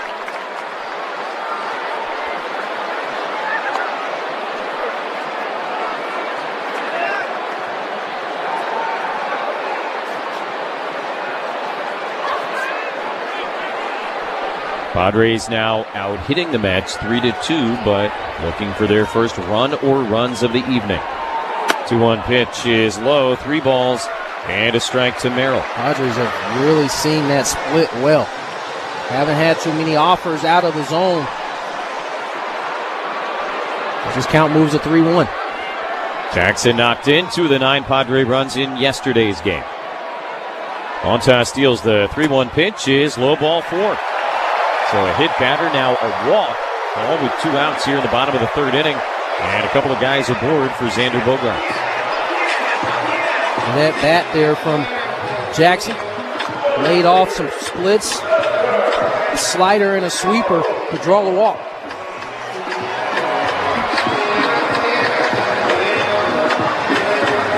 Bogaerts gets in 0 for 1. He grounded it short last inning. Now 1 for 13 in his career against Frankie Montas. Trying to put the past in the past and write some new history against him right here. Merrill at first, Machado at second. Padres down 1-0 in the third inning. Pitch on the way. Xander cracks it foul right at Tim Leaper's feet. And Tim kind of pirouetted out of the way. The Padre third base coach. 0-1. You know what this game feels like to this point? Like a game from before there was a pitch clock. I mean, we're well over an hour and not even through 3 innings. And it's 1-0. A 1 pitch is low, 1-1. Man, the Padres continue to spit on the splitter. I mean, let's imagine where we would be without the pitch clock in today's game. Big part of that, a lot of pitches. Montas at 60, only 32 of them strikes. 1-1. Bogaerts takes, and that's a strike. That's that soggy split right there. He left that one up.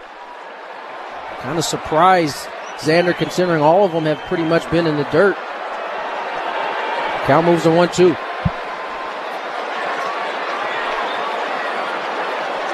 Merrill leading at first base. Alonso plays behind him. Machado's at second. They run. Bogaerts loops it into shallow center. That's down on a base hit.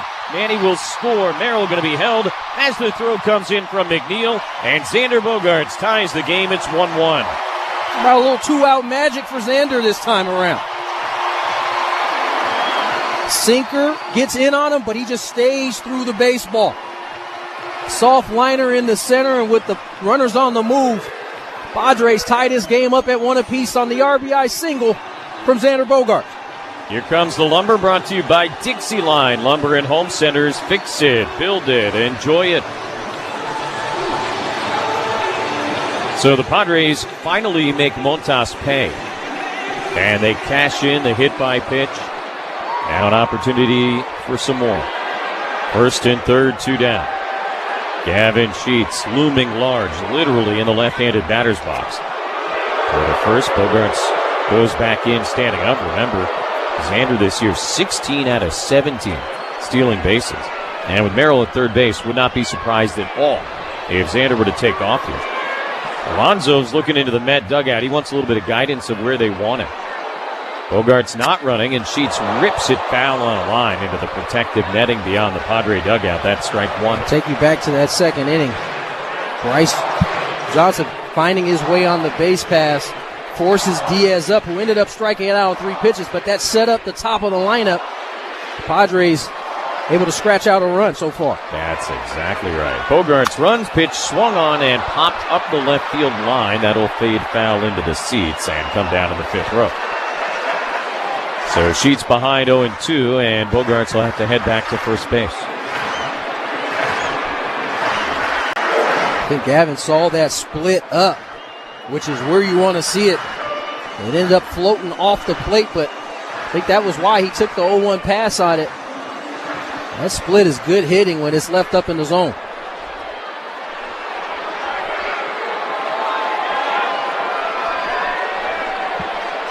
Alonso still holds Bogarts on. 0-2 to Sheets. Xander runs again. Sheets swings and misses, strike 3. That'll end the inning. Padres get a run on a hit. They leave 2 guys on base. And after 3 wonky innings against the Mets, it's a 1-1 game on the Padres Radio Network. Frozen Ropes is calling all baseball players ages 7 to 16 to join our elite travel ball teams. Whether you're just starting out or looking to take your skills to the next level, we've got the expert coaching and top-notch facilities to make it happen. At Frozen Ropes, we're focusing on developing every aspect of your game. Join a team of dedicated...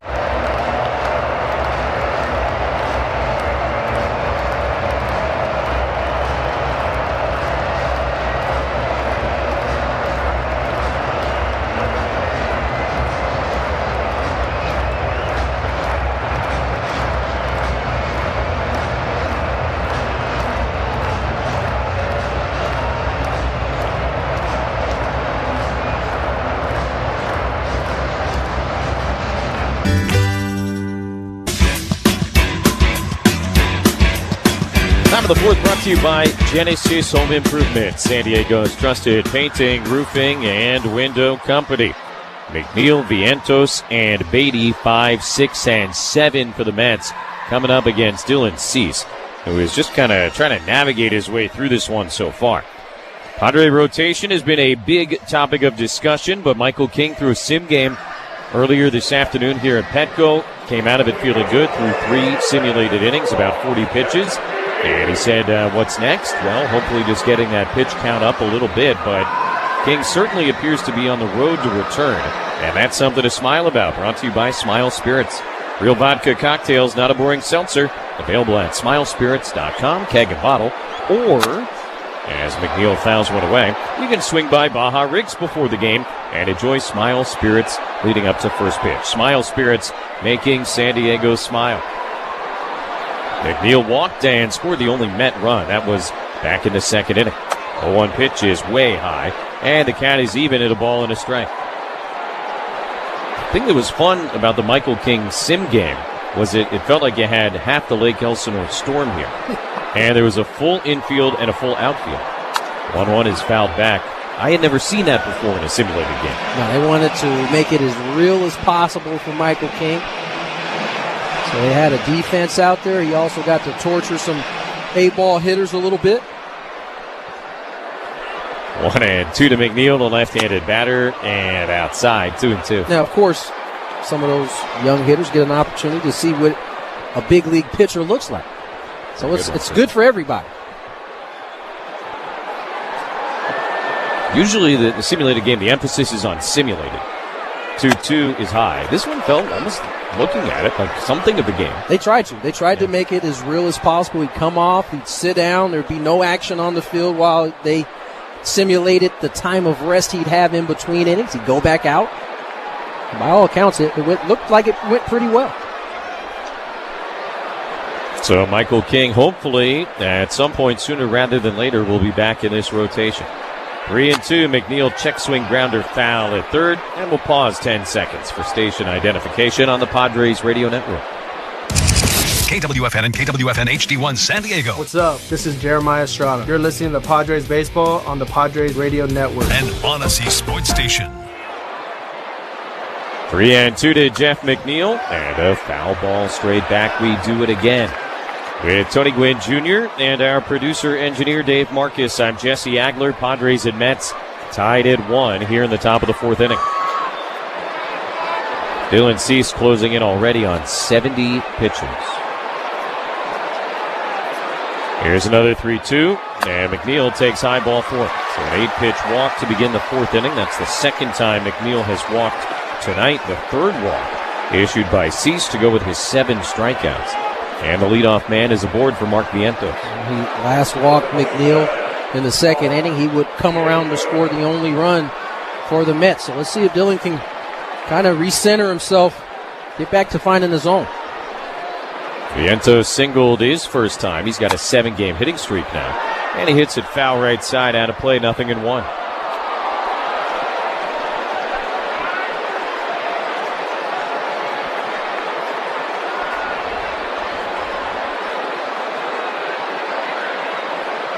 McNeil has only attempted 1 steal this season. He's held on by a rise.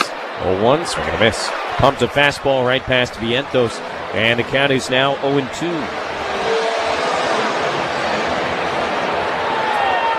Vientos, just 25 years old, had a wonderful season last year and a monster postseason. But it has been much tougher sledding here in 2025. Never easy for a young guy. Cease has him 0-2. Dylan with a long pause. Now the pitch, and Vientos sends it in the air to right field. That's well struck. Fernando's going back. He is at the wall. He leaps up, and he had it, and he dropped it, and the umpires will say it's an out. What a play by Fernando. Went up and took a home run away from Vientos. And 1 down here in the bottom of the 4th inning. You have got to be kidding me. Talk about timing it up perfectly, and this ball hung in the air for a while. He had to sit there, climbs the wall, and makes a phenomenal catch. Well above, full arm above that wall as he brings back a homer and gets the next out for the Pods.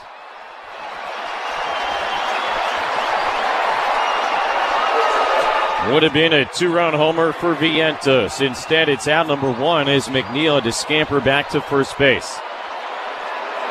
Brett Beatty will be the batter. He lost the ball on the exchange as he was going to throw back to first base.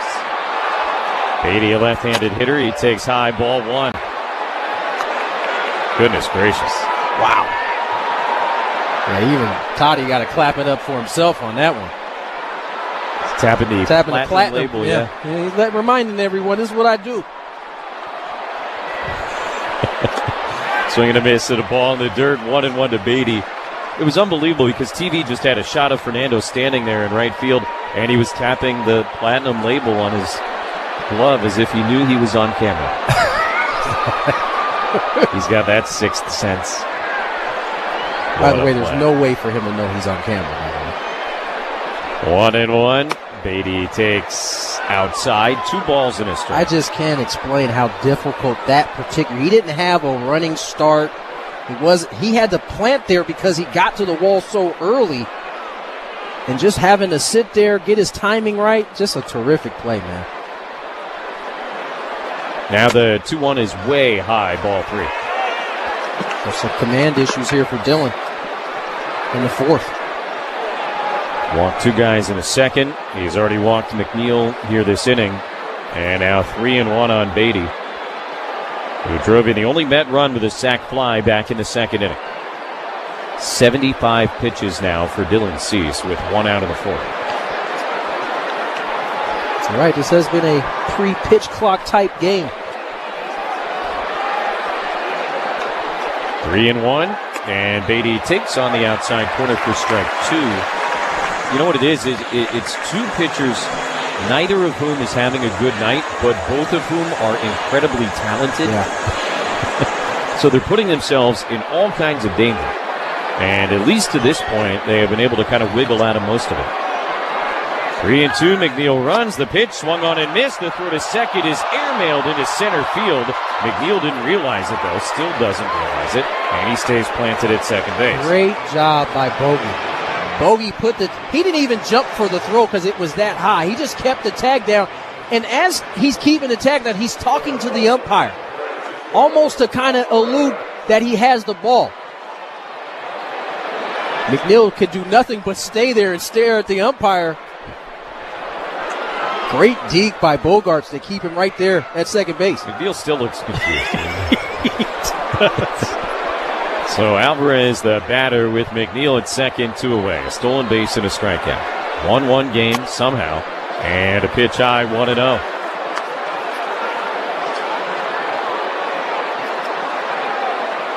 Alvarez walked his first time up. 8 strikeouts now for Cease to go with the 3 walks. 1-0. Alvarez takes in the dirt. 2 balls, no strikes. You just see Dylan's frustration again. Here comes Ruben Niebla. He senses that same frustration. And I think, listen, this has been the inning, one of the 2 innings that Dylan has struggled the most at this year. 4th and 5th inning. And he's on the cusp of finding a way out of this inning despite the command issues. If he can settle in and find a way to get 3 strikes here. A normal pitcher throwing the way Dylan is throwing tonight would have given up 6 runs by now. For sure. I mean, and I mean this as a compliment, how bad he's been. But he's able to fight back, get the swings and misses when he needs. This is why teams covet elite arms like this, because you certainly are going to have nights where you just aren't at your best. The guys with elite stuff and arms, they can finagle their way through it. Not going to get 6 on a night like this, but I'll give you way more than most guys would be able to. You get through 5, giving up 1, you've done a pretty good job despite not commanding the baseball that well. Now visit over. 2-0 to Alvarez with McNeil at second, 2 outs. And a fastball way high, 3-0. And again, you just almost feel Dylan's frustration from all the way up here. Head snaps to the left after he delivers the pitch. 3-0. A look at second, now the pitch, and Alvarez taking all the way. Looks at a fastball strike. It's 3-1. Nobody throwing in the Padre bullpen, by the way, with Cease now over 80 pitches. Well, the guys are starting to shuffle around a little bit out there for the first time tonight. Alvarez uses the timeout. 1-1 game, top of the 4th inning. Mets have McNeil at second, 2 away. Jam-packed house here downtown on a beautiful evening. 3-1 now. Here's the pitch. Alvarez takes high, ball 4. Alvarez walks for the second time tonight. That is the 4th of the game for Dylan. And now the Mets get the number 9 hitter up with 2 away. And it's a dangerous guy with 2 outs here. Ronnie Mauricio struck out his first time, but had a 4-for-4 night in San Francisco last night, including a splash ball into McCovey Cove. Mauricio, only 24 years old. He said he was excited afterwards because he's seen video of Barry Bonds doing it. First pitch swinging, he pops it up. Foul ground third base. Manny over toward the Met dugout. He's got just enough room to make the catch and end the inning. And again, Dylan Cease finds a way. No runs. No hits, 2 left, and after 3.5, a 1-1 game on the Padres radio network. Hey players, things are about to get real here in San Diego. Introducing the all-new Jamul Casino Resort with a 200-room hotel tower, exciting new eats and drinks, plenty of new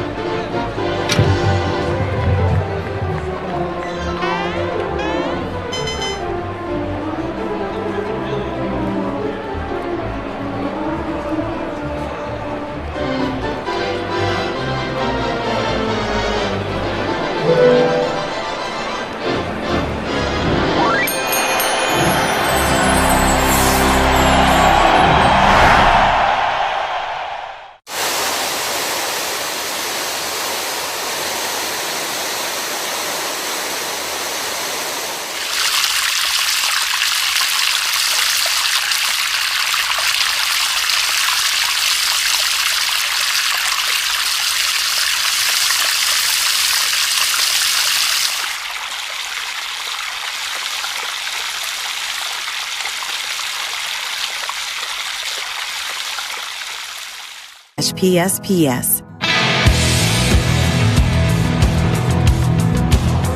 Bottom of the fourth is brought to you by EcoWater SoCal. Keeping it soft and celebrating 100 years of water perfection.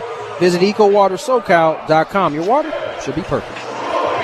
Jake Cronenworth, Bryce Johnson, Elias Diaz coming up against Frankie Montas in the bottom of the fourth inning. 1-1 game against the Mets. It has been an ugly game. There have been a bunch of walks. There have been a lot of pitches thrown. There's been a manager ejected. But at the end of the day, it's 1-1 in the fourth. Cronenworth drew a 4-pitch walk his first time up. And the pitch this time from Montas misses low and outside. 1 ball to no strikes. Montas just threw his 66th pitch of the night as he begins the bottom of the fourth inning. 37 strikes, 29 balls. Not a good ratio. Cease pretty much right there with him. 1-0 down the middle. They had a called strike 1-1. Dillon has thrown 83 pitches through 4 innings, and only 49 have been strikes. 1-1 to Cronenworth. And Jake swings at the hung breaking ball, hits it in the air to deep right field. Soto's back. He's got room, and right in front of the track, he makes the catch for the first out of the inning. Just a click out in front of that sweeper. Right in the middle of the plate, but caught it off the end just a hair, and a long out for Jake.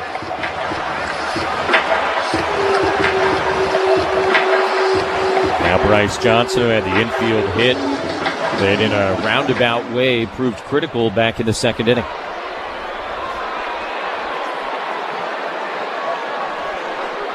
Pitch to him is near the top of the zone, and a called strike, 0-1. Bryce, a switch hitter, batting left-handed against Frankie Montas. 0-1, and Johnson swings and misses with a high fastball, behind now 0-2.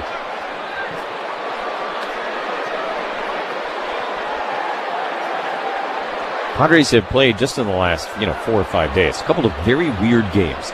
And this one threatening to be put on that list. 0-2 to Johnson, hit foul the other way. It's only threatening? You're right. I think it's already there, buddy. No, you're right. You're right. Friday night, I never seen it before. 11 hits, but no runs. Yes, super weird. Night before that, 7 runs, 13 hits, you lose. Johnson pops it into shallow right. Beatty back from second base. He'll call off Soto and make the catch 2 away. And whatever this is here tonight. It's like Cease and Montas are drinking from the same hose.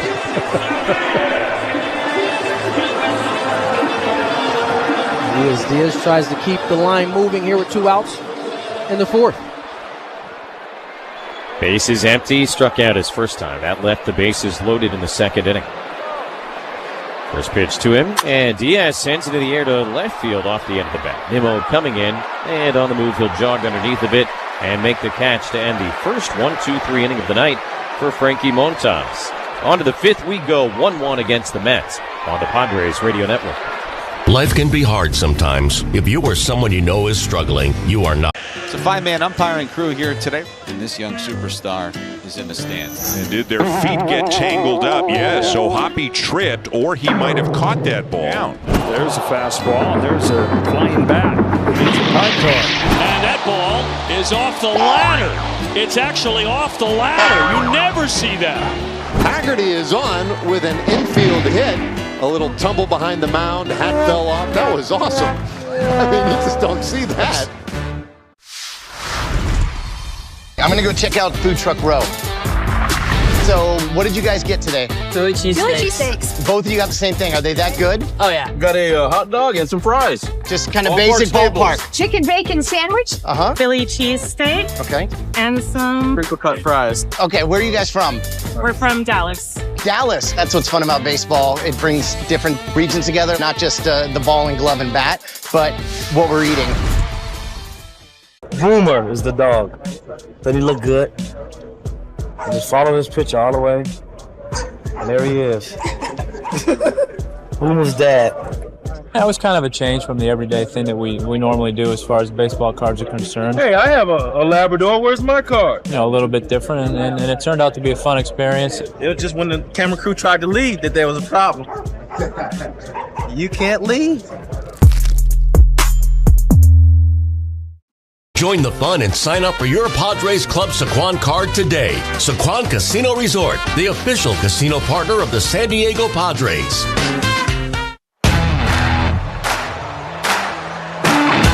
Top of the order for the Mets in the top of the fifth inning, a 1-1 game. They'll have Nimmo, Lindor, and Soto coming up against Dylan Cease, who begins this inning at 83 pitches on the night. And again, nobody actively throwing in the Padre bullpen right now, but guys are moving around. And David Morgan appears as if he is limbering up and preparing to go up that mound. Nimmo stands in 0 for 2. And for as all over the place as Cease has been, he has struck out 8 guys in 4 innings. Funny game. Nimmo, the left-handed batter, and Dylan's first pitch to him is way high, ball 1. Today's question of the day is brought to you by Kaiser Permanente. If you have questions about your health, visit kp.org/San Diego. Kaiser Permanente for all that is you. Great question from Sandy in Bonito. 1-0 is hit hard on the ground up the middle and into right center, a base hit. Leadoff single, Brandon Nimmo. He'll take an aggressive turn, but Merrill sends it back in. And a man aboard for Lindor. Sandy's question is a great question for you. As Sandy asks, what do the positioning cards for the outfielders look like? What are the actual bits of information on there, and who fills out those cards? Well, mind you, it's been about 10 years since I've been on the field. I probably caught the very beginning stages of those positioning cards. Here's Lindor with a man aboard, nobody out. He takes up. And I think about the cards that I had in Milwaukee. It was really the place that we used them early. And it would say, have the hitter, type of hitter he was, and where they wanted you positioned. Opposite field, heavy pull. Lindor takes low ball. Couple of steps in, opposite field side. It would have those little notes, and it was usually like a small little index card that was laminated so that it could be all right. I remember there was a time when we first started that people thought we were looking at Apple phones. Yes, that was certainly sent into the league office a couple of times. Lindor takes a strike, 2-1. And so that's how far ahead of everybody you guys were, is that they thought you had electronic devices. They thought we had electronic devices. But I would imagine now with all the technology that's even more detailed on those cards now. Yeah, highly precise. 2-1, Lindor in the air, foul up the left field line, now 2-2. Mets have Nimmo at first, nobody out. Tie game, top of the fifth inning. It might have something down there with 2 strikes, maybe adjust different. By the way, David Morgan, not the guy who has started throwing in the Padre bullpen. It's Jeremiah Estrada. 90th pitch of the night from Cease, about to be delivered. And Lindor swings and misses. Strike 3. Got him to go after that curveball. Or did he foul it? He fouled it off. Just now. I tell you what, I like Emil Jimenez's idea there. He looked like Diaz was trying to sell it, and he just asked for the ball. Of course, the ball has the dirt mark on it from hitting the ground, and that's exactly how he ended up saying it was a foul ball. Waited, and then he actually made a signal. So we knew. We appreciate that. 2-2 again. And Lindor cues it up the third baseline. That's just going to roll and stay fair. An infield hit. The weirdness continues. This ball is cued. And no one on the third base side as Manny was playing basically shortstop. An infield single for Francisco Lindor. First and second, no outs for Juan Soto. So Cease, who has really been dancing in and out of trouble all night long, now faces perhaps his most precarious moment of the night.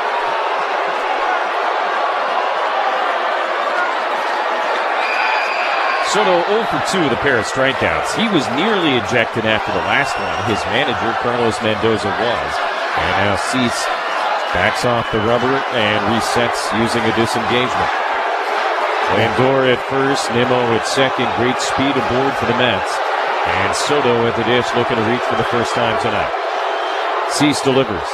And Soto takes a wraparound breaking ball. It misses outside, 1-0. Carlos Mendoza with great managerial instincts, because I think Soto was seconds away from getting ejected in that last at bat. Yeah, if Mendoza was a little bit slower, Soto's probably out of this game. 1-0 now, the pitch. And Soto swings, grounds it to second base. Cronenworth has it, fires to second one. Bogart's turn to first is not in time. So they force the middle runner, Lindor, but Soto hustling up the line beats out the double play. And now the Mets have runners on the corners for Pete Alonso. That's all really Soto getting out of the box to prevent the double play, which completely changes how this inning can unfold. Able to beat the back end of it. The throw was a little wide to Bogart, so he had to then bring that glove back to his hand, and that little bit of time, I think, cost him the double play. So it'll be first and third now for Pete Alonso. The slumping Pete Alonso, but of course the dangerous Pete Alonso. Now 1 for 15 on this road trip, and 4 for his last 36 overall. Grounded into a ton of double plays as Soto takes off. No throw from Diaz as Alonso swings and misses. That's strike one, and the 15th steal of the year for Juan Soto. Career high in stolen bases. Has that base stolen easy. Now the Padres will bring the shortstop, the second baseman, and the first baseman in. They'll leave Manny at normal depth. Generally the way they handle that. DOMO at third, Soto at second. Here's the 0-1.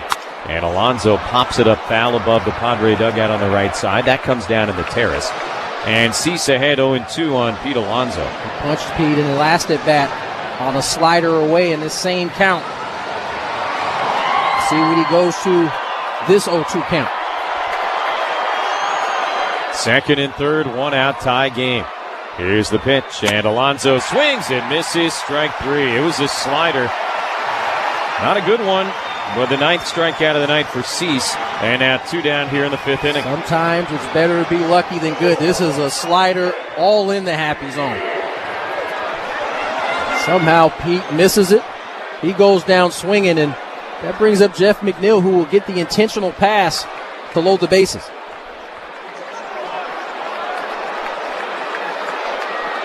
So they choose to face the right-hand hitting Vientos, who's 1 for 2. Now, last inning, Vientos came within a Fernando Tatis Jr. of hitting a 2-run homer. Fernando went up, took it away, made just a phenomenal play at the right field wall. Bases loaded, 2 outs. First pitch, Vientos takes outside, ball 1. Well, now with 3 walks in his 3 plate appearances.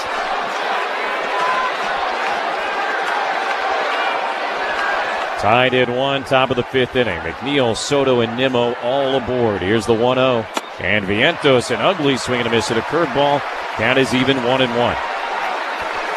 Well, with the way this game has gone for Dylan Cease, I don't know that there would be a more fitting conclusion to his night than a strikeout to leave the bases loaded in the 5th inning. But obviously easier said than done. Tied at 1. Ball and a strike to Vientos. The pitch is taken a little bit up. 2 balls and a strike. Another slider that didn't quite behave the way Dylan wanted, but looked like a decent enough pitch.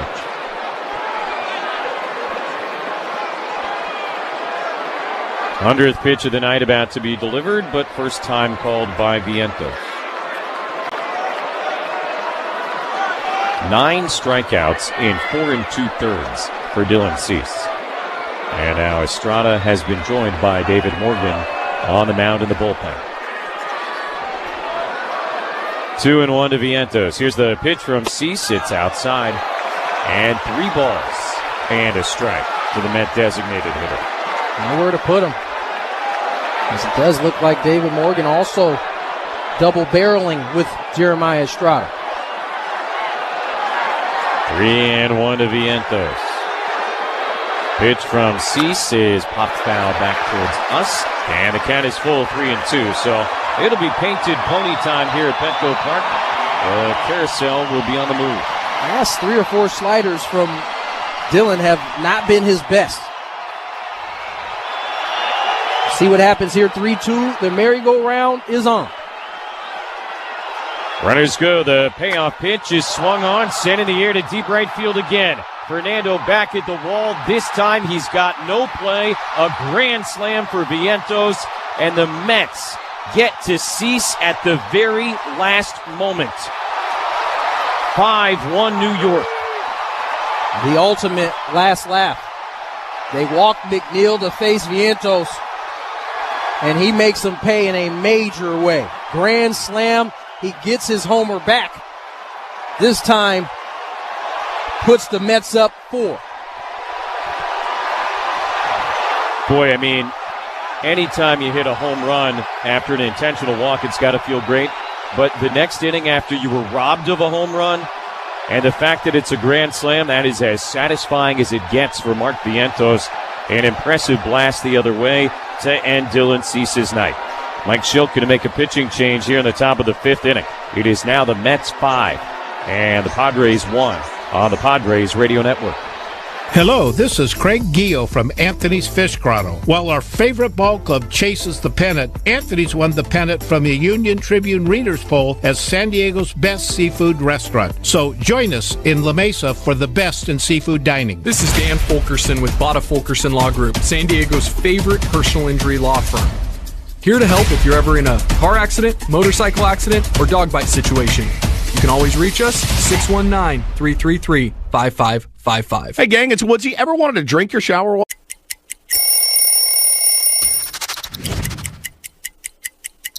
Well, this is the most famous jersey in baseball, right? The Yankee pinstripes, the interlocking NY, and the Midnight Navy. I was a Yankee fan growing up my whole life, die hard, and became a free agent after 7 years with the Rockies, and I wanted to be a Yankee so bad. Putting this jersey on for a headshot for the first time, it felt different than any other shirt I'd ever put on in my career.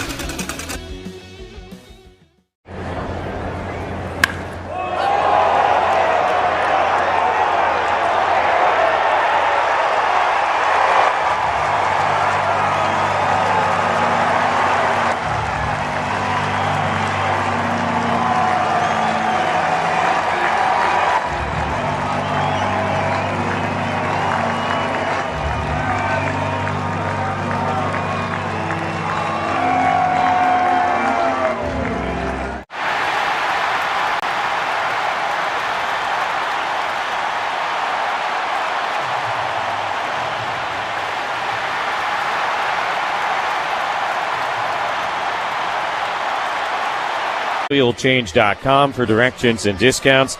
That's SoCalOilChange.com. 5-1 Mets after the grand slam by Mark Vientos. And Morgan to face the left-hand hitting Brett Beatty 0 for 1 with a sac fly.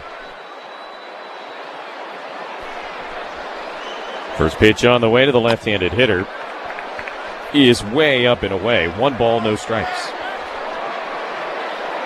97 miles an hour from David Morgan, who threw 13 pitches in his 7th inning yesterday afternoon in St. Louis. 1-0. And Beatty takes right down the middle, bottom of the zone at 98. And a called strike to even the count 1-1. Morgan started the 7th inning yesterday, gave up a 2-out double to Victor Scott the second, and then Wandy Peralta came on to get the final out. 1-1 the pitch. And Beatty takes the curveball in the dirt, kind of flinched at it, but never offered. And the count will swing in the hitter's favor, 2 balls and a strike.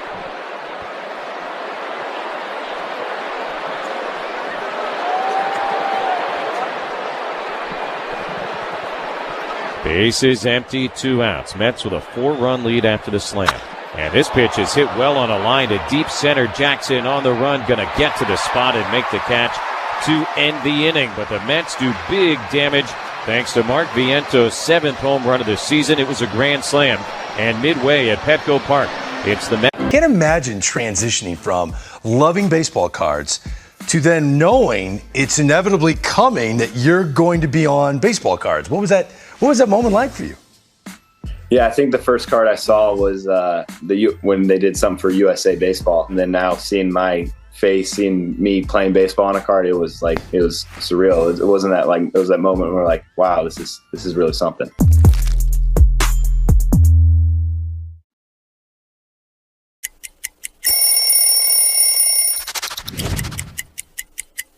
The beauty of this jersey is the feel, the texture, the thin, the stitching is heavy, so you kind of feel that jersey that was very heavy. Check it out, the last name and the number, they have a little glitter on them, so they kind of stack up. It just feels right.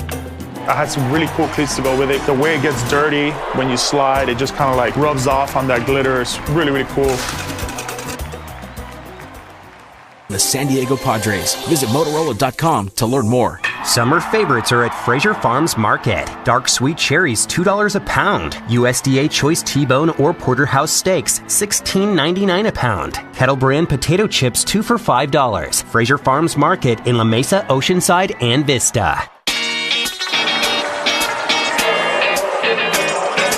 Bottom of the fifth inning at Petco. The Trustin will scores the Mets 5 and the Padres 1. Vientos with his first career grand slam in the top of the inning. And now the Padres will try and answer back against Frankie Montas. Tatis, Arise, Machado coming up. They too will have the top of the lineup coming up, just as the Mets did in the previous inning. Cease had been flirting with danger. Montas, same thing. Dylan eventually had to pay the price. We'll see if the Pods, as he said, can return the favor. The first pitch fouled away by Fernando. Strike one. Tatis 0 for 2 on the night. He popped out to the second baseman Beatty to lead off in the bottom of the first inning, and then Mauricio made a really nice play on him in the third at the hot corner. A 1 pitch. And Tatis cues it on the ground the other way. Long way to go. Beatty to his left. He kind of kicks it towards the foul line. And now Fernando speeding into second base with a double. Thought about 3 as Soto gets to it and sends it back in. You don't often see a double off of the second baseman, but that's pretty much what that was. Beatty reaching for it and just kind of knocked it further away from himself as the ball trickled all the way out towards the right field line. This is the infielder version of what happened to Dylan Cease earlier. This one kicks off the leg of Beatty as he was trying to slide to perhaps make a play. Kicks it into right field and lead double for Toddy. Like we said, it's been a weird night. Lindor doubled off the neck or back of head of Dylan Cease, and now Tatis doubles off the leg of Beatty. The rise takes way outside, ball 1. Dodgers just trying to chip away. Plenty of ball game left.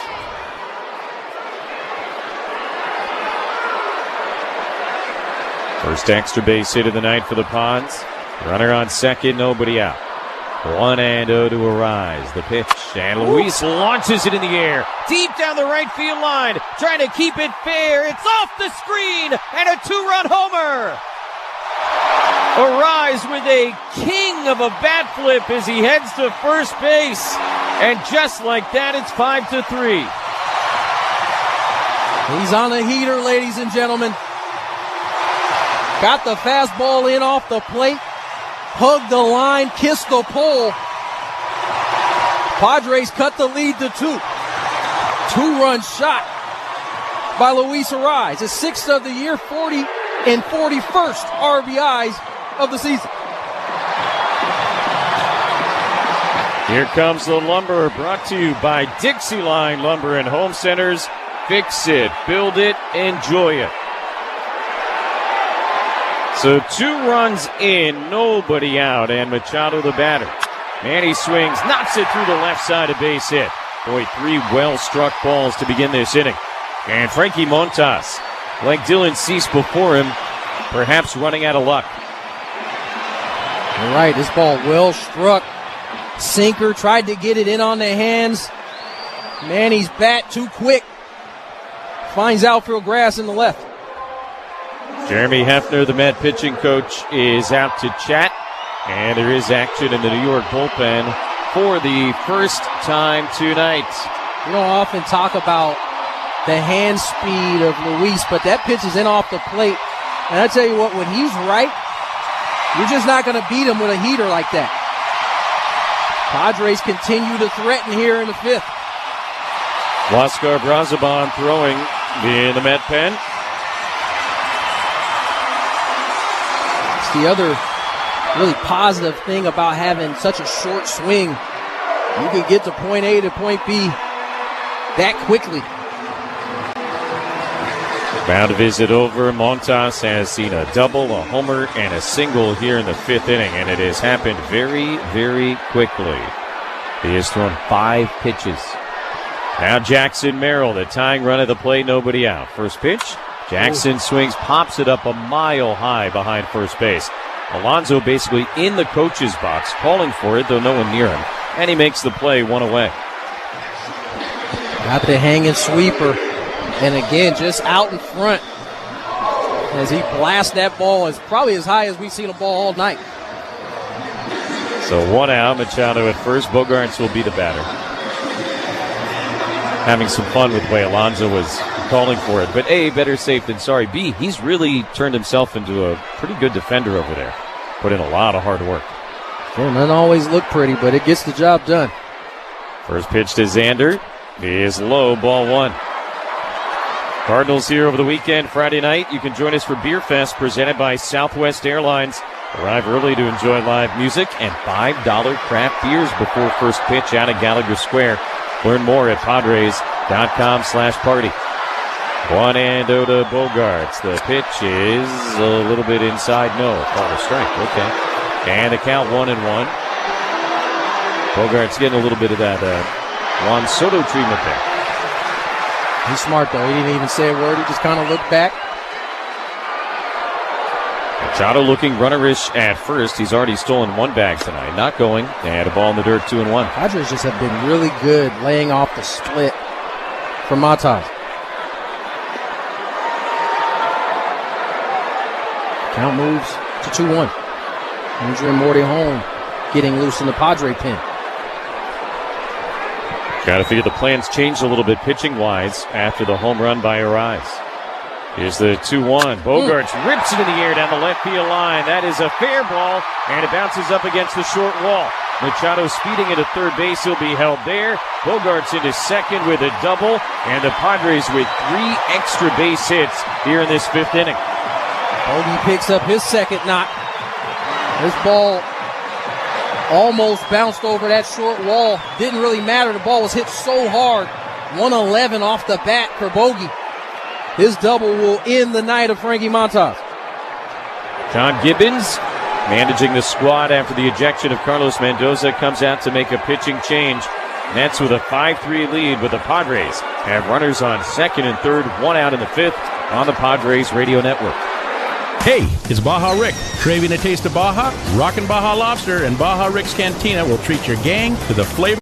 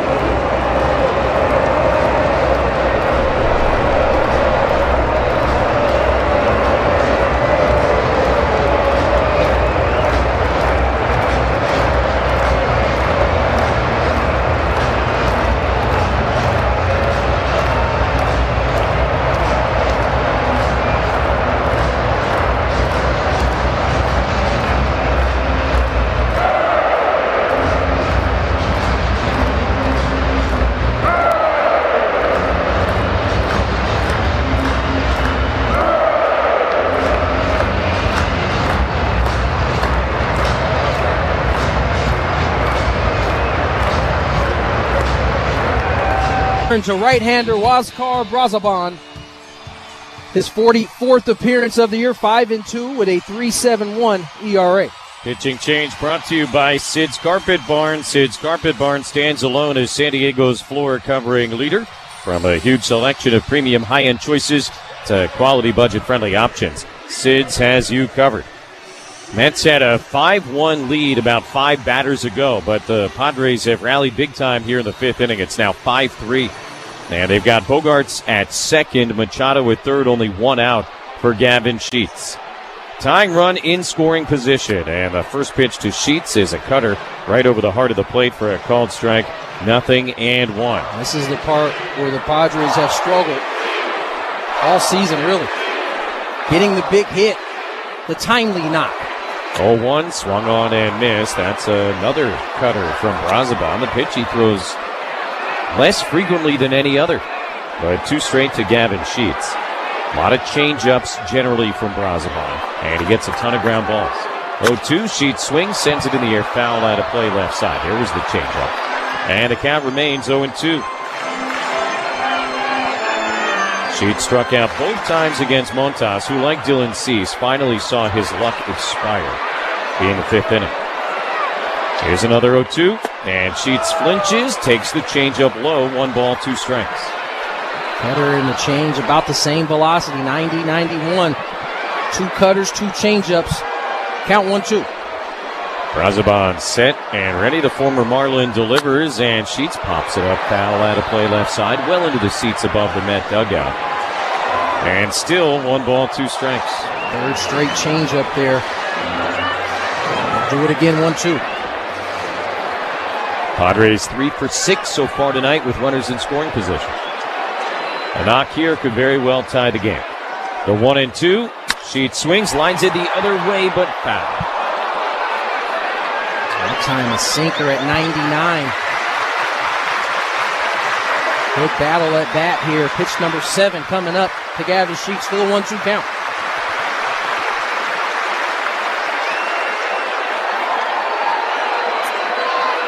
Brazoban set. Here's the pitch, and Sheets rips it in the air down the right field line. It is hooking, and it is foul.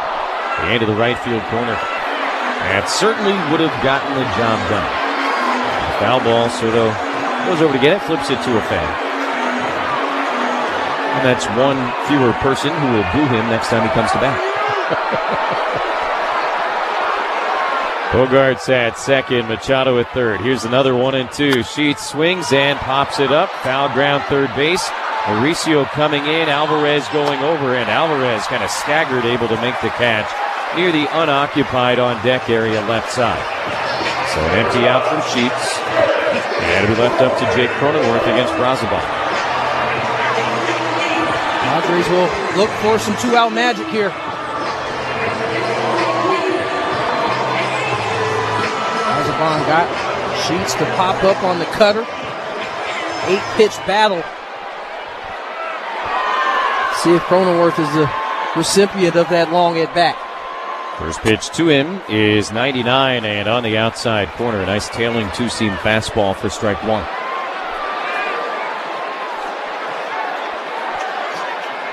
Machado leading down the line at third. Bogarts from second. 0-1 the pitch.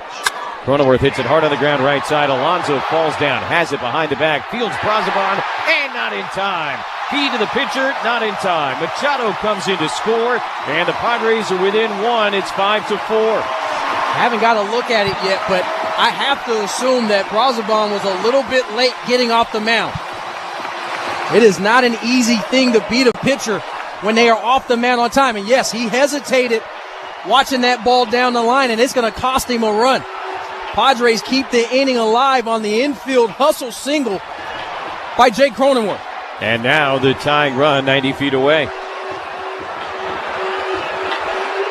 So make it 4 for 7 now with runners in scoring position.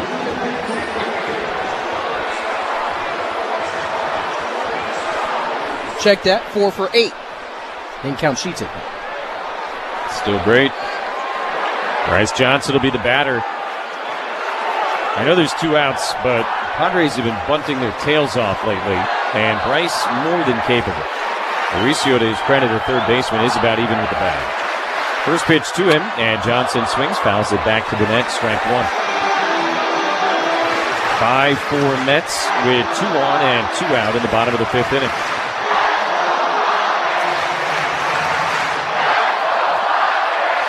Trying to erase the Vientos grand slam in the top of this frame. 0-1. Johnson swings, grounds it to the right side. That's into right field and a base hit. Bogarts comes in to score. Cronenworth races to third. And Bryce Johnson with his second hit of the night has tied the game. It's 5-5. The Padres have erased the 5-1 lead that the Mets had coming into this inning. The 2-out knock from Bryce Johnson ties this game at 5 apiece.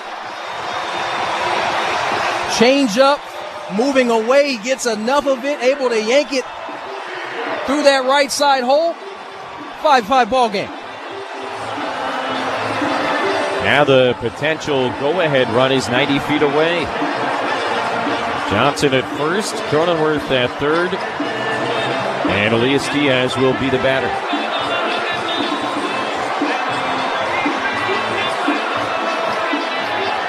All those runs charged to the starter Montas. His book is now closed. Brazoban set.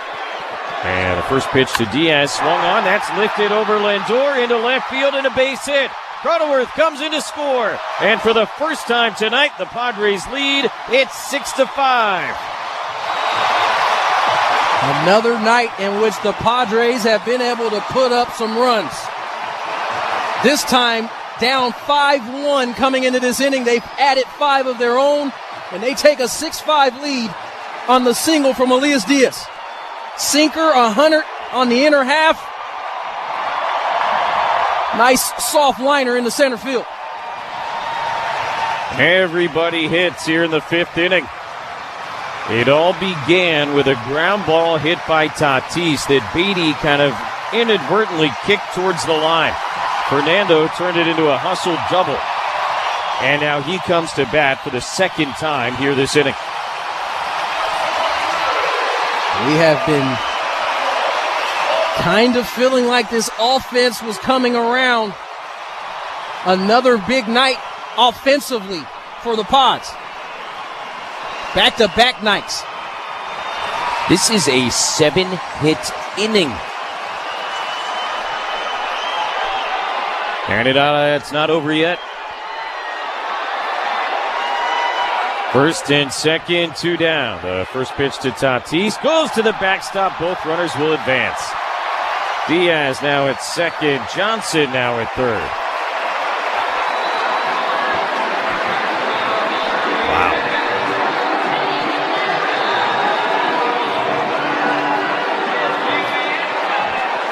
Bounced a cutter in the dirt outside. Alvarez tried to glove it, just couldn't get there in time. Ball 1 to Fernando. Runners on second and third, and now a step off by Brazoban. These two teams have been mirroring each other all night long. 1-0 pitch, Fernando bunts, and he fouled it right off at home plate. And I think John Gibbons wants to know, hey, was Tatis out of the box when that hit him? He wasn't. Remember, you have to have both feet out of the box, out of the batter's box when it hits you. Even if one foot is out and one foot is in the air, the both feet have to have landed outside of the batter's box in order for that to be an out. Got to appreciate that he was trying, but clearly not the case. Pitch here, Fernando checks, takes low. The appeal to first, he did not offer. And now 2-1 to Tatis.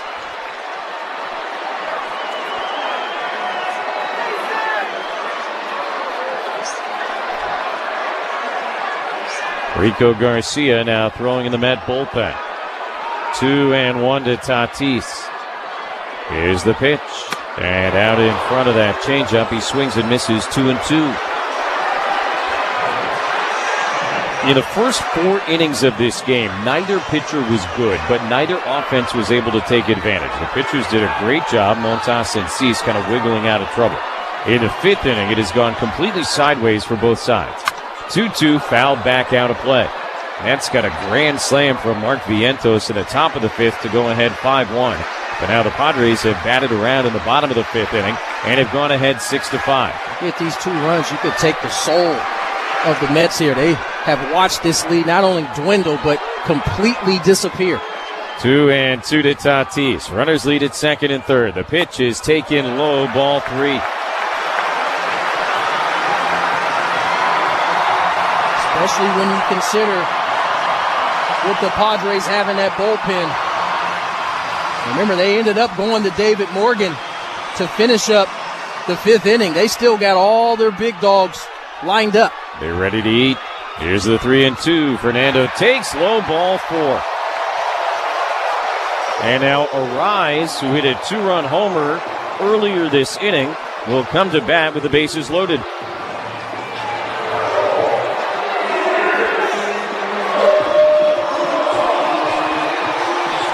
So bases will be loaded for Luis Arise, who's on a heater right now. Arise 2 for 3 tonight with a 2-run homer and a single.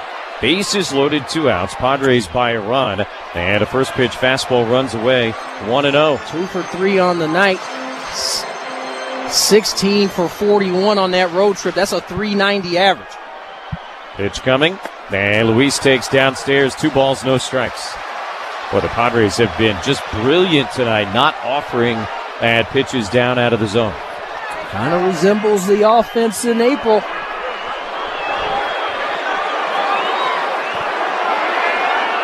Fernando at first, Diaz at second, Johnson at third. 2-0 to Arise with the Pods by a run. Pitch taken all the way, and a fastball strike, 2-1. On the bases right now, you've got a slow guy sandwiched between really 2 fast guys. Here's the pitch. And Arise takes Anthony's. Called strike 2-2. Luis completely okay. Taking all the way there 2-1. Take his time out. That's a sign of a guy who's feeling good at the plate. Luis is never really scared to hit with 2 strikes, but that was extremely intentional, taking that 2-1 pitch. Bases loaded, 2 outs. Here's the 2-2, and way inside, somehow Alvarez was able to glove it as Arise had to jackknife back out of the way, and the count is now full, 3-2. I'm not sure if Alvarez was deking or if he didn't know he actually had that baseball. I don't know how he caught this ball. He picks it and is off to the races running after it. And I think it was a deke. He was trying to get Johnson to head home, but Padres aware of the situation. Now the runners will go on 3-2. Here's the pitch, and Arise swings, hits it in the air to left field. Nimmo was shallow. He's got to back up, but he's got room, and he makes the catch to end the inning, but not before the Padres send 11 men to the plate. They get 5 runs on 7 hits, and they leave the bases loaded. After 5 wild innings in San Diego, it is the Padres 6 and the Mets 5 on the Padres Radio Network. Hey, it's Rick from Baja Rick's Cantina in the Gaslamp. San Diego's baseball team is on the home stretch to bringing us a championship. So come on and join the party. Try our new game day specials. We've got a 1-pound tea.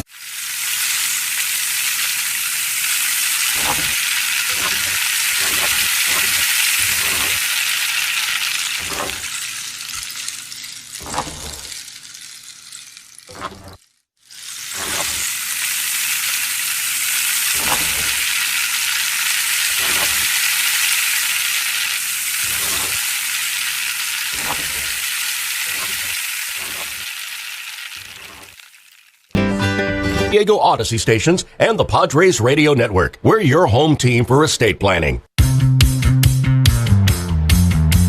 Top of the 6th inning at Petco Park, and a weird, wild, wacky game rolls on with the Padres ahead of the Mets 6-5.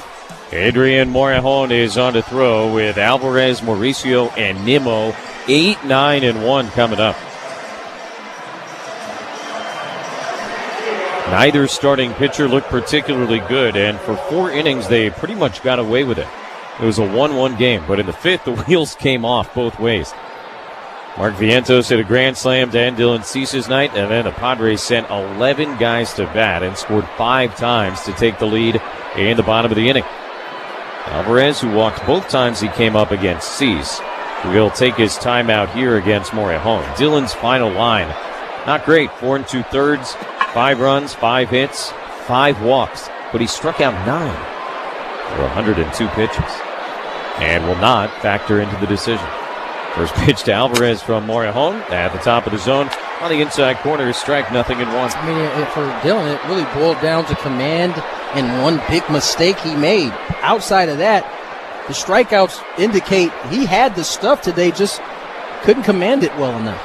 A 1 pitch is sent in the air, foul out of play right side. which I think has kind of been the MO for Dylan really all season. The marrying of the stuff and the command is obviously the ideal.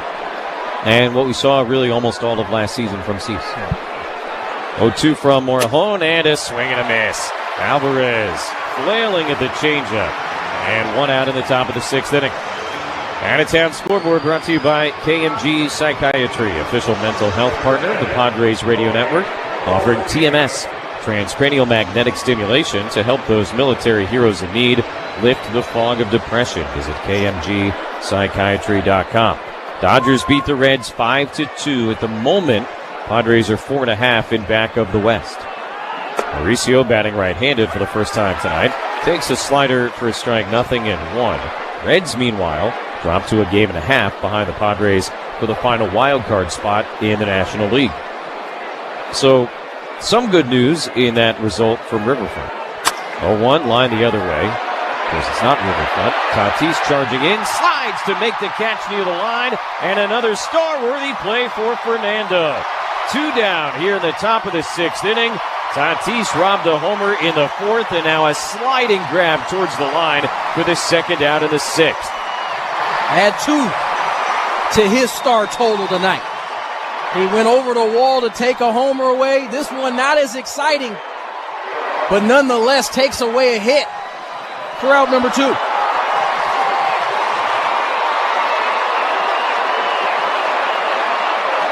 Fernando's 7th star of the season. He now leads the team. Base is empty. 2 outs for Nimmo. Lefty to lefty for Morejon. First pitch on the way is on the inside corner and a strike, 0-1. Padres 6, Mets 5 here in the 6th. Pirates lead the Giants 6-4 that game in the 7th inning.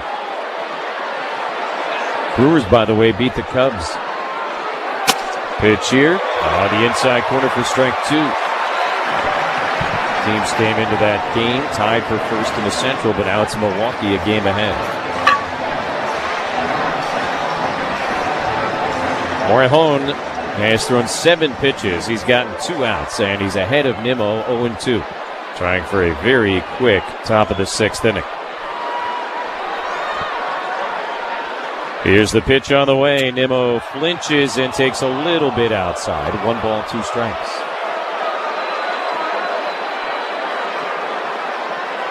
Morejon has been absolutely brilliant here in 2025, an all-star for the first time. The 1-2, and Nimmo just gets a piece as he knocks it foul at home plate.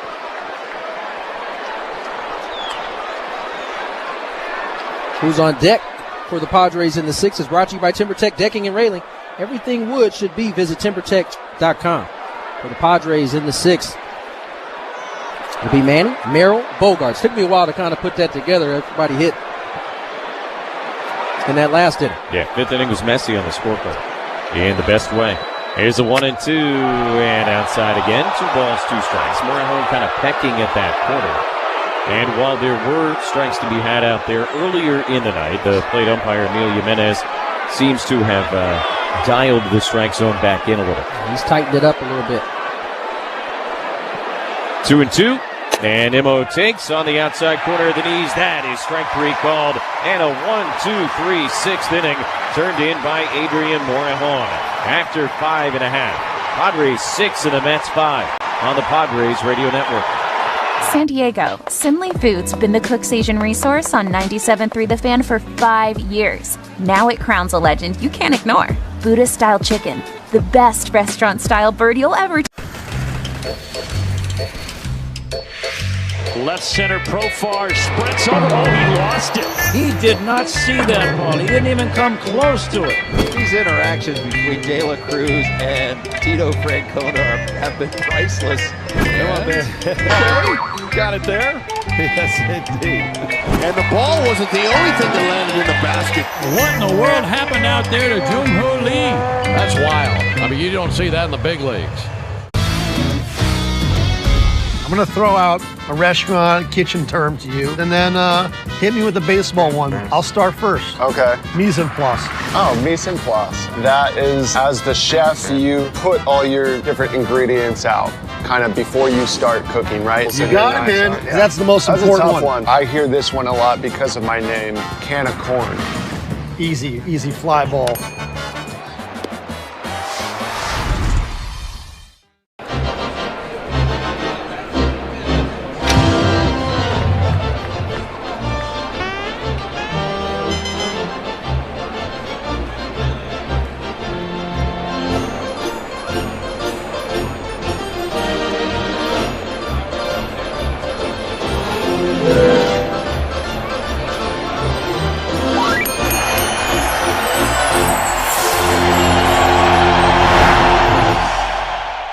Credits end and balance due if you pay off early or cancel. See T-Mobile.com.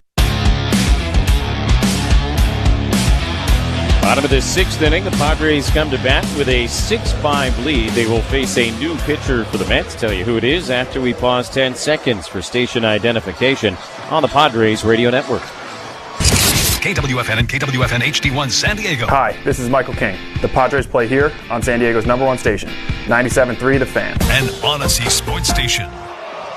Pitching change brought to you by Valvoline Instant Oil Change. Valvoline is your 15-minute instant drive-through oil change. Visit SoCalOilChange.com for directions and discounts. That's SoCalOilChange.com. Bottom of the sixth inning, the Trustin will score. The Padres 6 and the Mets 5. Rico Garcia, the new pitcher for New York.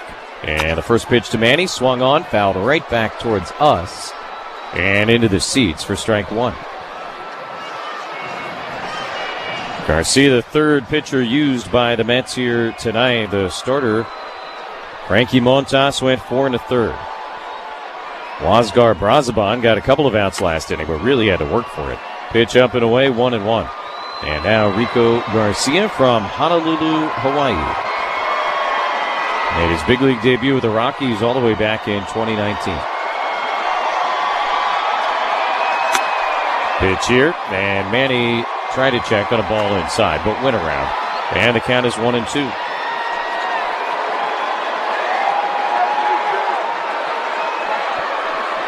Now it looks like Morejon may be given a chance to at least start the next inning. Manny swings here, fouls it off the catcher Diaz. Count remains a ball and 2 strikes. Yeah, we saw Estrada get up earlier in this ball game. He ended up sitting for David Morgan. Ball and 2 strikes to Manny, who singled and scored in the big inning last inning. Reaches for this one, bounces it slowly towards third. Mauricio charges. Bare hand throw to first, gets away. Manny was going to be safe no matter what, never made a turn towards second base. And an infield hit for Machado. Alonso going to tag him just to be sure, but Manny is safe. And the Padres have the leadoff guy on base. In the same way you've heard Jesse and I talk about guys who are stealing a slide into the base and they should be looking towards the outfield, that's basically what Manny did running through the bag. Only thing he did was look to his right. He saw the ball ricochet right back. No need to make a move towards second. Infield single for Manny Machado.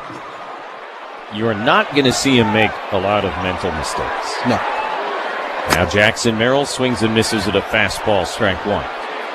So Machado with a couple of hits. He's been aboard 3 times now. Came in to score each of the first 2. Padres trying to add to a 1-run lead. That was their 12th hit of the night. 0-1 to Merrill on the outside corner. And now 0-2. Garcia this year has kind of ping-ponged between the Mets and the Yankees, which is not a common thing you see. Signed with the Mets in the offseason. Yankees grabbed him off waivers a few weeks ago and then put him on waivers a week after that, and the Mets took him right back. So he's pitched for both New York teams just in the last couple of weeks. Throw to first, Manny gets back pretty easily. Manny's trying to give a scouting report while also leading off bases to Bogarts, who's in the on-deck circle. No balls, 2 strikes. And the pitch to Merrill, fouled back into the net behind home plate. On the first pickoff, he was in the middle of giving some of those signs when the pickoff came.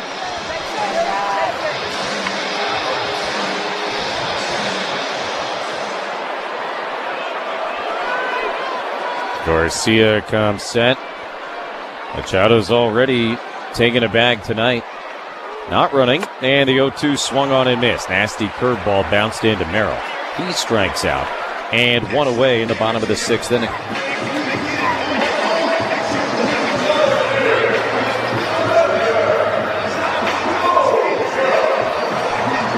Tickets on sale now for WWE Survivor Series at Petco Park. Don't miss this one-of-a-kind WWE event coming to San Diego Saturday, November 29th. Get your tickets at Padres.com/WWE. Throw to first, and Manny kind of slipped on top of the bag as he went back in standing up. Landed on the bag and slipped off, and fortunately, he did not roll that ankle, which is usually the next thing that happens when you slip off the bag. Bogarts takes a slider for a strike. I'd be surprised to see these bags get changed out after this inning. All's well that ends well. He and Alonso laughing about it over there. Padres with a 1-run lead. Machado at first, 1 out in the bottom of the 6th inning. 0-1. Bogarts swings and misses at a fastball, strike 2. There has been absolutely nothing straightforward about this game here tonight, but it has been wildly entertaining, and more as it's gone along. Neither starter got out of the 5th inning. Both allowed 5 runs. And neither will get a decision. The deciding run to this point in this game was charged to Brazoban. 0-2 to Bogarts. Garcia long pause and pitch, and the dirt outside. And now 1-2. There's nothing in the Met media guide that says Rico Garcia has a brother or a twin brother, but I saw him on the field before the game tonight. He was taking a picture with a guy who looked exactly like him, so I'm guessing it's very possible that's the case. Xander, of course, at bat right now, has a twin brother. Dylan Cease has a twin brother. Here's the 1-2, and Bogarts swings and misses, strike 3. So back-to-back Ks for Garcia after Machado's infield single began the inning. And Gavin Sheets would come to bat 0-for-3 on the night. I'll tell you what, I don't know if it's a twin, but I was almost tripped up by Fritzie's brother on that last road trip. Ben Fritz, the Padre bullpen coach, yes. I don't think they're twins. I don't think so either, but they are pretty close. Pitch is inside, ball 1. I remember last year you and I had a conversation about this, that Padres have to lead all of baseball in twins this side of Minnesota. No doubt. The Waldron twins. Yeah. You mentioned the Bogarts. Cease. Fritz gets half a point. 1-0. And Sheets takes up and away. 2 balls and no strikes. Now, every year, the team in Minnesota, they lead the league in twins. But outside of that, I think the Padres have it covered. 2-0 to Sheets with Machado at first base, 2 outs in the 6th inning. Garcia delivers, and Gavin inside outs it in the air, foul out of play left side. Now 2-1 to the Padre designated hitter. Mentioned nobody throwing in the Padre bullpen. You got Lindor, Soto, and Alonso due up. So Morejon going to get at least those first couple of guys. 2-1 pitch, and Sheets takes high, ball 3.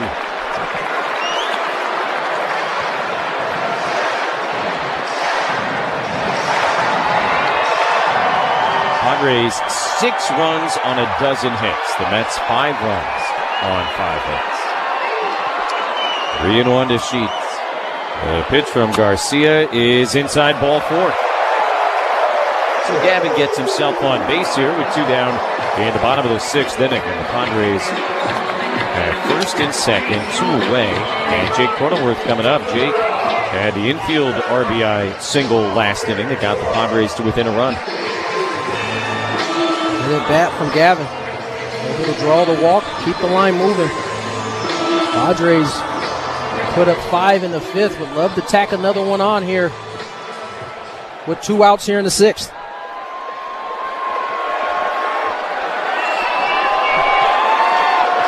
First and second, 2 outs. First pitch, and Cronenworth swings, fouls it away. Upper deck behind home plate. And the count, no balls and a strike. In addition to that hit last inning that made it 5-4, Jake came in to score one. He has also walked and flown to deep right field.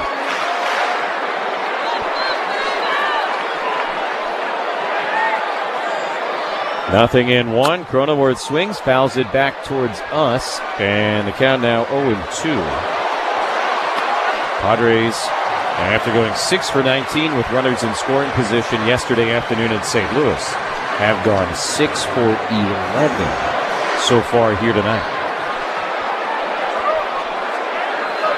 Sheets at first, Machado at second. Cronenworth uses the timeout and backs out of the box.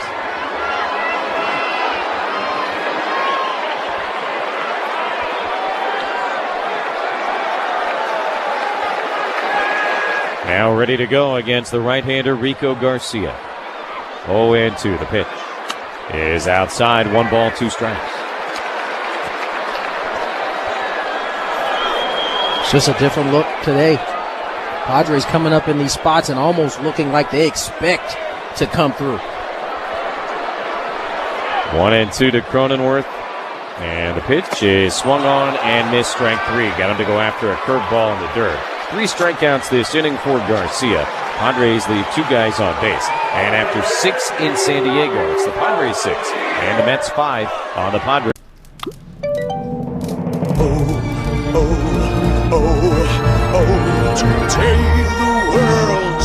Celebra tú también con Betcris.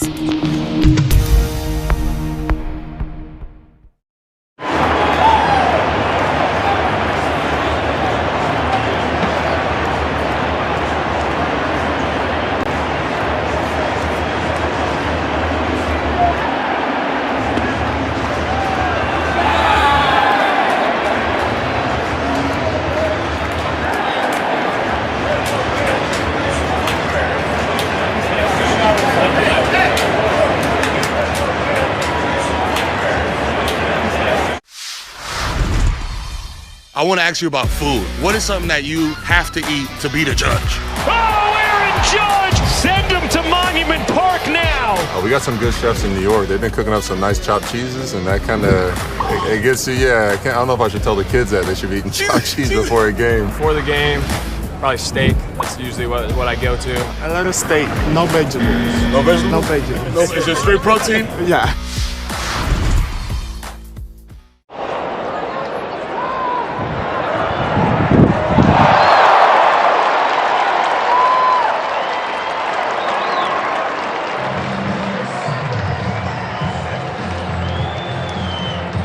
Code Padres for 15% off. Jack here. My bonus Jack combo starting at $4.49 comes with fries, a drink, and a burger with 1, 2, or 3 patties. It's a meal that'll actually make you happy. Starting at $4.49. Get so much more. Welcome to Jack in the Box. Plus tax. Limited time only. Price and participation may vary. 6-5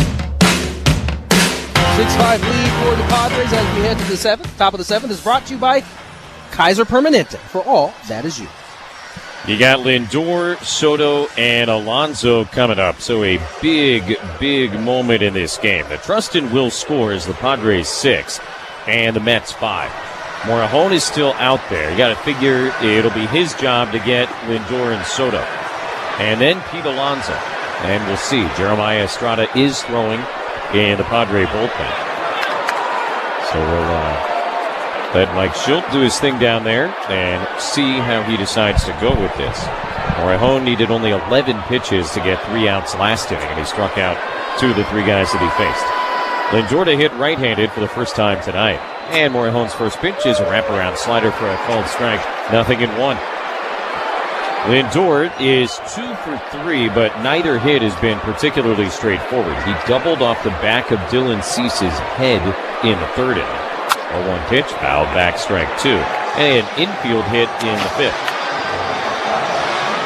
All kinds of craziness for Lindor, and that is very much the way this evening has gone. Nothing has been straightforward at all here tonight.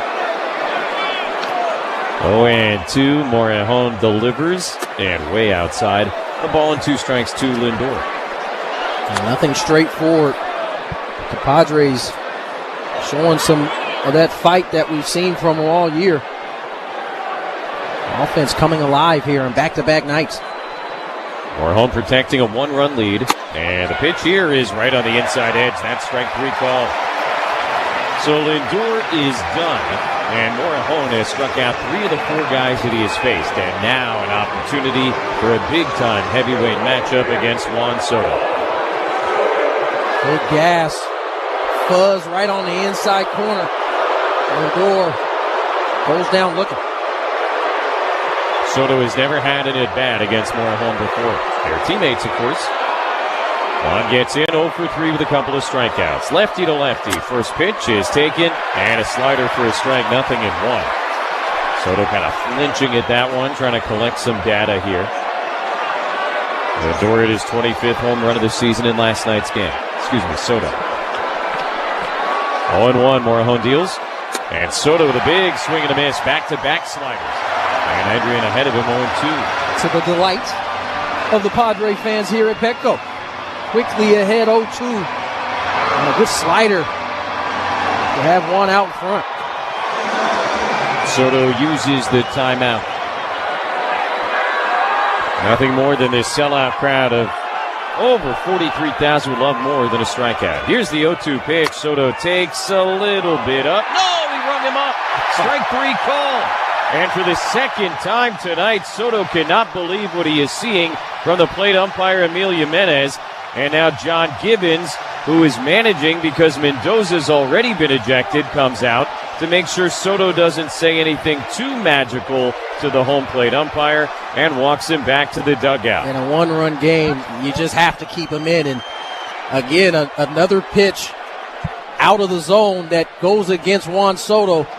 That'll end Morejon's night. He did his part, certainly. Faced 5 batters and struck out 4. Pete Alonso coming up. Jeremiah Estrada coming in. Pitching change in a 6-5 game off the Padres Radio Network. Cask & Coast Premium California Bourbon is San Diego's award-winning craft bourbon. Smooth and flavorful after finishing in Cabernet wine barrels, Cask & Coast is coastal luxury in a bottle. They've won 5 gold medals and a 90-point rating with Wine Enthusiast magazine. Harvested in the heartland, crafted in California, and enjoyed everywhere. Visit Cask. Got to get yourself ready. Yes, there are hugs, and then there's that. Now, what is that? What is the purpose of that? It's an anemometer. It measures wind speed. So that's good. But it looks like a fidget spinner. Meanwhile, on the Cove, it just looks like too much fun. It was so routine, he took his eye off. You got to come up with this play. You got to. You're right there. You had 2 hands. He looked it in. Oh.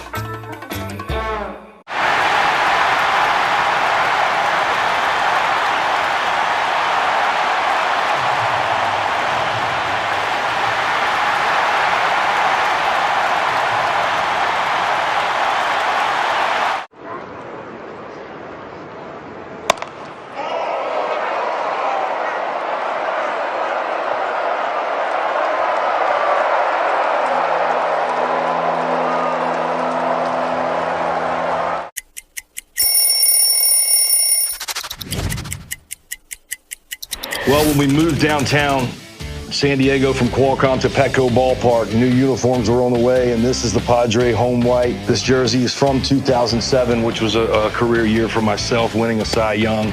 There's some different memories that stand out. One in this uniform against the Braves, where I struck out a Padre record 16, wearing this floor covering leader from a huge selection of premium high-end choices to quality budget-friendly options. Sid's has you covered.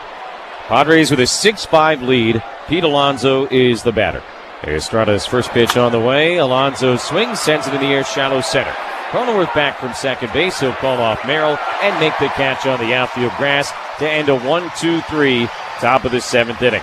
Time to stretch at Petco. Padres 6, Mets 5.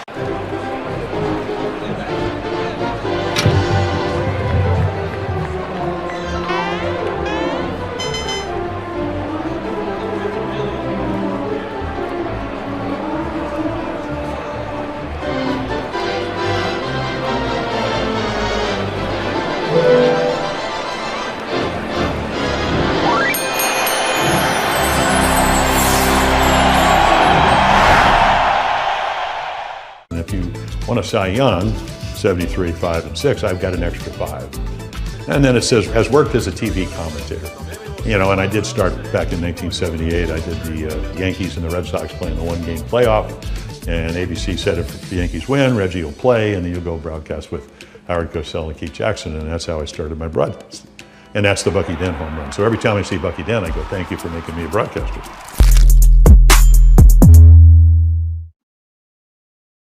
This time can't get it, and neither could the fan. Oh, just when you don't wear flip-flops. Caminero strikes out, and the bat gets a 7.5 on the distance. But it's stuck to the landing. That's poked, and that hits the umpire. The ball is in play, and it's a base hit for Frazier. Roberto Ortiz did what he could to try and get out of the way. Couldn't. Took the wrong direction. He just didn't know which way to go.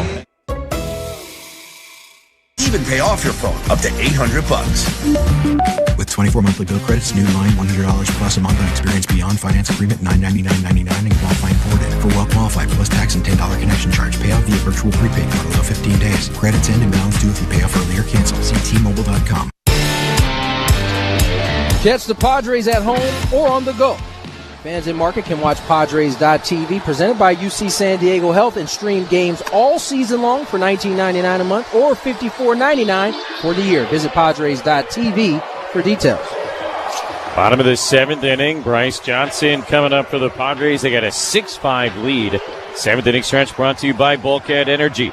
Built by heroes for heroes, the go-to energizer for military, first responders, and essential workers of all professions. Drink Bulkhead Energy, fuel for heroes. Go to bulkheadenergy.com. Rico Garcia, who threw last inning, is still out there for the Mets. 22 pitches already. Bryce Johnson drags a bunt towards first. Alonso has it, tries to tag him, and got him. Nicely done by Alonso. Garcia, meanwhile, was racing over the pitcher, and he kind of collided with Alonso and ended up rolling over first base. The long and short of it is that Johnson is out, thanks to a pretty nice play by Pete Alonso, and now some concern as to the well-being of the pitcher, Garcia. Now don't stand on the track. The train is coming through. Garcia tried to get out of the way, and for the most part did a nice job. That's Pete Alonso able to make the nice play. Did Johnson takes out his pitcher in the process for out number 1. I mean, Pete is a large man. Yes, he is. And this is not a shot, but he's not a graceful mover. Like, freight train is exactly the right analogy. You're not supposed to be graceful when you're that big. Yeah. And him moving at full speed, there's no grace. And so what Garcia was doing in his vicinity is, I guess, the question of the moment, other than if he's all right. And a couple of Met personnel checking on him, an athletic trainer, John Gibbons, who's, of course, the manager because Mendoza was ejected, also the pitching coach, Hefner, all out there. And they will go through the perfunctory warm-up pitch or pitches here. As you said, though, I mean, not graceful, but made a really nice play, getting off his spot, recognizing that the foot race was going to be a loss.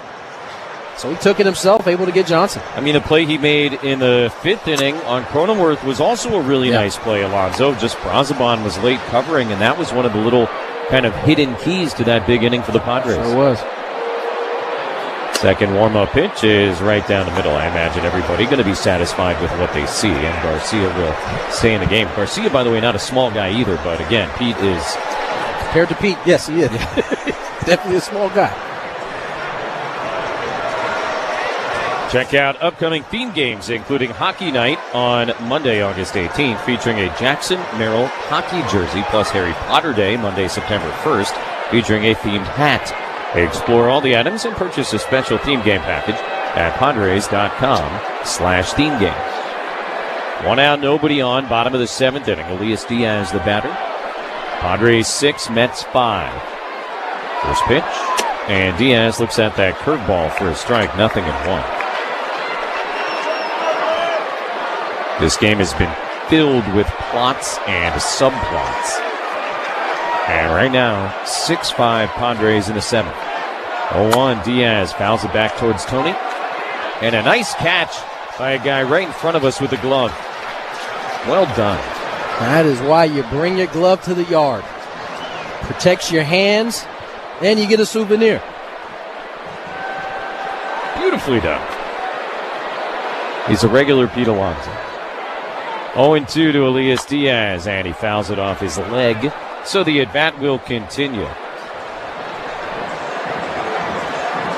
Diaz 1 out of 3 at the go-ahead RBI single in the 5th inning.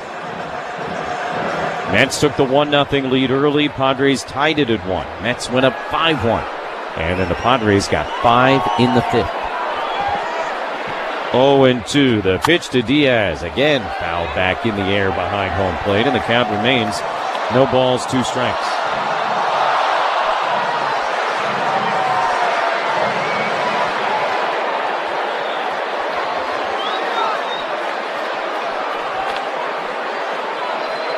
Garcia deals and misses high. So 1-2 to Elias Diaz with Fernando waiting on deck.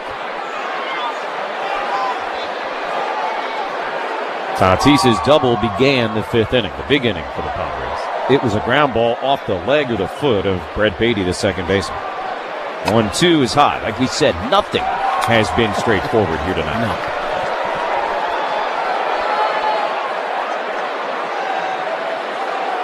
Weird baseball, really, from the get-go. 2-2 to Diaz. Garcia delivers. And a chopper to shortstop. Lindor's got the nice big hop. Slow runner takes his time. And the throw to first gets Diaz 2 away in the bottom of the 7th inning. So here is Fernando for the 5th time tonight. Jason Adam warming in the Padre bullpen. McNeil, Vientos, and Beatty. A very dangerous 5-6-7 coming up for the Mets.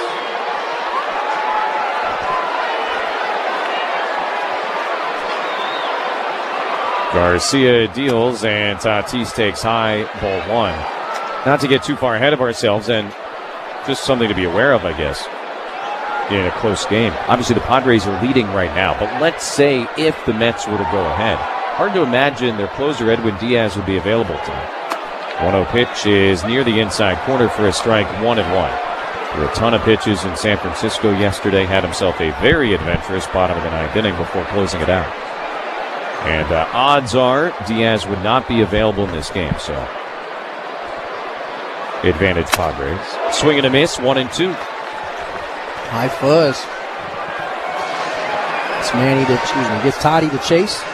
Count moves to 1-2. Rico Garcia working away out there, trying for the 1-2-3 7th inning. The pitch, and Fernando lifts up the hands and takes inside. 2 balls, 2 strikes. Garcia, the 7th player to be born in Hawaii and play for the Mets. Most famously, of course, Ron Darling, Sid Fernandez, Benny Agbayani, Kirby Yates' brother Tyler. 2-2. And Tatis takes at the bottom of the zone. That is strike 3 called. So it is a 1-2-3 7th inning for Rico Garcia. And we go to the 8th at Petco. It's the Padres 6 and the Mets 5 on the Padres. I'm helping these kids be the best versions of themselves. And I'm also representing like where I came from. And then the Zilla team, I was working with a creative guy that was with Nike. I work with my best friend who manages this team with me. And we kind of just like put together like what we think would look cool. We went like Godzilla theme. You kind of get to help them grow up into a young man and help them just make the right steps forward. And that's really why I started it, to have impact. Knows that freshness is irresistible. Let's get a Downy Unstoppables bottle shake. And now a sniff solo. Nice. With Downy Unstoppables, you just toss, wash, wow, for all-day freshness. Hey, Padre fans, just like you, my pets are family. That's why I trust Petco for the food they love and the services they need to stay happy and healthy, all at great prices. Petco, official pet partner of the San Diego Padres. Top of the 8th inning, Jason Adam on to throw for the Padres, who have a 6-5 lead. McNeil, Vientos, and Beatty coming up.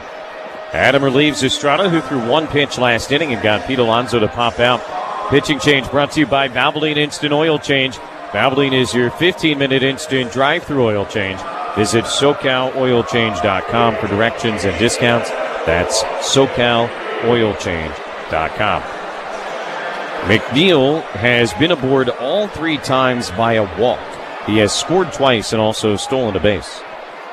Mets have 2 steals tonight. They are 28 for their last 28 in the stolen base department. First pitch to the left-handed batter, gulped foul. Behind home plate, 0-1. McNeil, by the way, is a scratch golfer.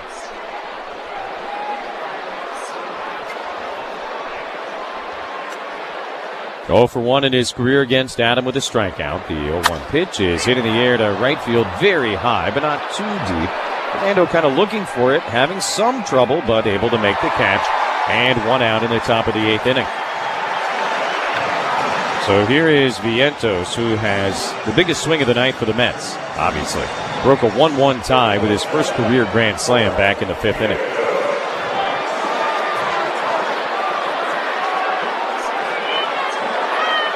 Vientos in his career against Jason Adam, 1 for 2 with a homer.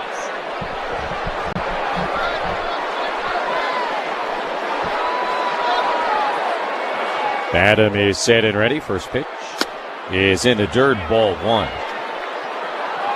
A couple of wild things about the grand slam. First of all, they intentionally walked McNeil to load the bases and get to Vientos. And he obviously made Dylan Cease pay for that. 1-0. And way up and in with a breaking ball. 2 balls and no strikes. But the very inning before his grand slam, he hit what looked like it was going to be a 2-run homer to right field. And Fernando made just a tremendous play going up and taking the home run away and right. So he had a 2-run homer robbed in the 4th, and then he hit a slam to that same part of the yard in the 5th. Strike at the top of the zone, 2-1. It was such an impressive play because he didn't have a running start to get a vert off of one leg. He had to kind of stutter step and just go straight up to bring that homer back. 2-1. Vientos swings and misses. Strike 2. So Vientos 2 for 3 on the night, only because of Tatis. Gregory Soto and Ryan Stanek getting loose in the Mets bullpen. Soto, the former Oriole, just acquired. 2-2 the pitch. And Vientos knocks it foul in the air behind home plate.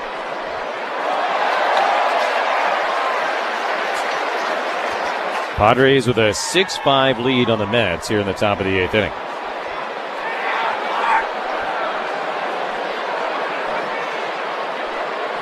Two to Vientos. He swings and pops it up into left field. Bryce Johnson jogging in, looking into the night sky, and making the catch. 2 outs here in the 8th. Time for our next game preview, but a reminder the party starts before the game on the Coaster Train. Join the winning team. Buy your Coaster Train tickets to Padre games and score big at gonctd.com/Padres. Game 2 of the series, same time tomorrow, 6:40. Sean Manaea will be on the mound for the Mets. Padres have not officially announced their starter yet, but it sounds like it'll be Ryan Berger. Here's Brett Beatty, left-handed hitter, 0 for 2, the sac fly. First pitch is outside. 1 ball and no strikes from Adam. Berger facing Adam for the first time in his career.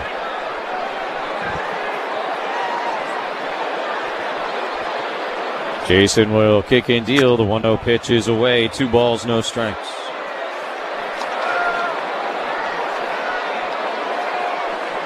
Padres in the bottom of the inning will have Arise, Machado, and Merrill coming up against one of those 2 relievers Tony mentioned. 2-0 pitch is knocked foul on the ground towards the Met dugout left side, and the count now 2-1.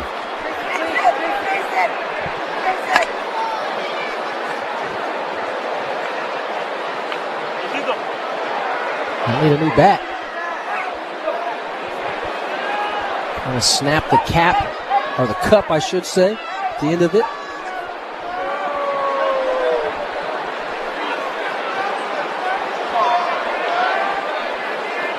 So he's got the new stick and walking back up towards home plate.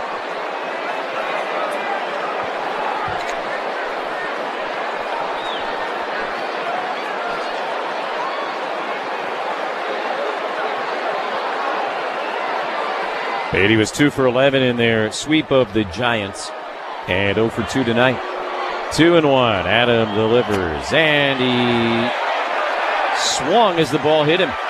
So it's 2-2.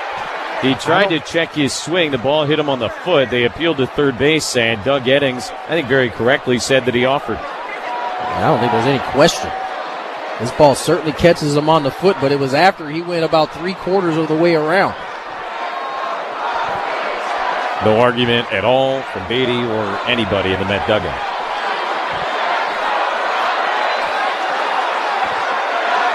Bases are empty. 2 outs in the 8th. Padres lead 6-5. 2-2 to Beatty. The pitch is taken on the outside corner. Strike 3 called. A 1-2-3-8 for Jason Adam, and he caps it with a catch. Padres will try and add to their lead after 7.5. 6-5 San Diego on the Padres Radio Network. Summer isn't just a season, it's a feeling. Riding a roller coaster with a breathtaking view.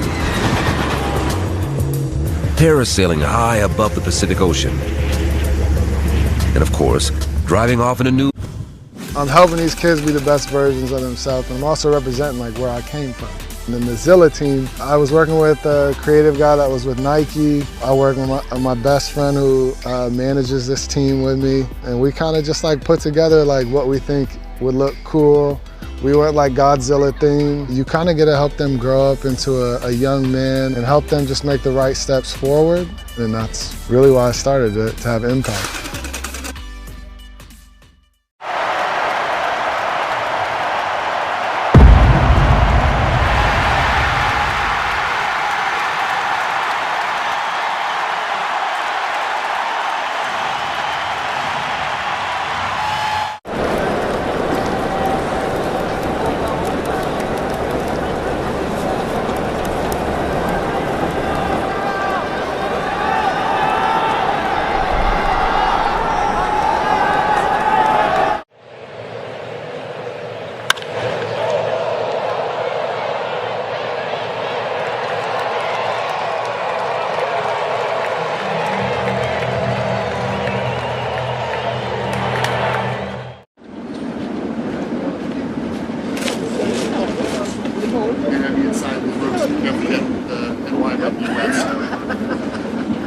To operate a Virginia by chef. Bottom of the 8th inning, the Trust and Will scores. The Padres 6 and the New York Mets 5. Luis Arraez, Manny Machado, Jack Samaro coming up. New pitcher on the mound for the Mets. Right-hander Ryan Stanek. Pitching change brought to you by Sid's Carpet Barn. Sid's Carpet Barn stands alone as San Diego's floor covering leader.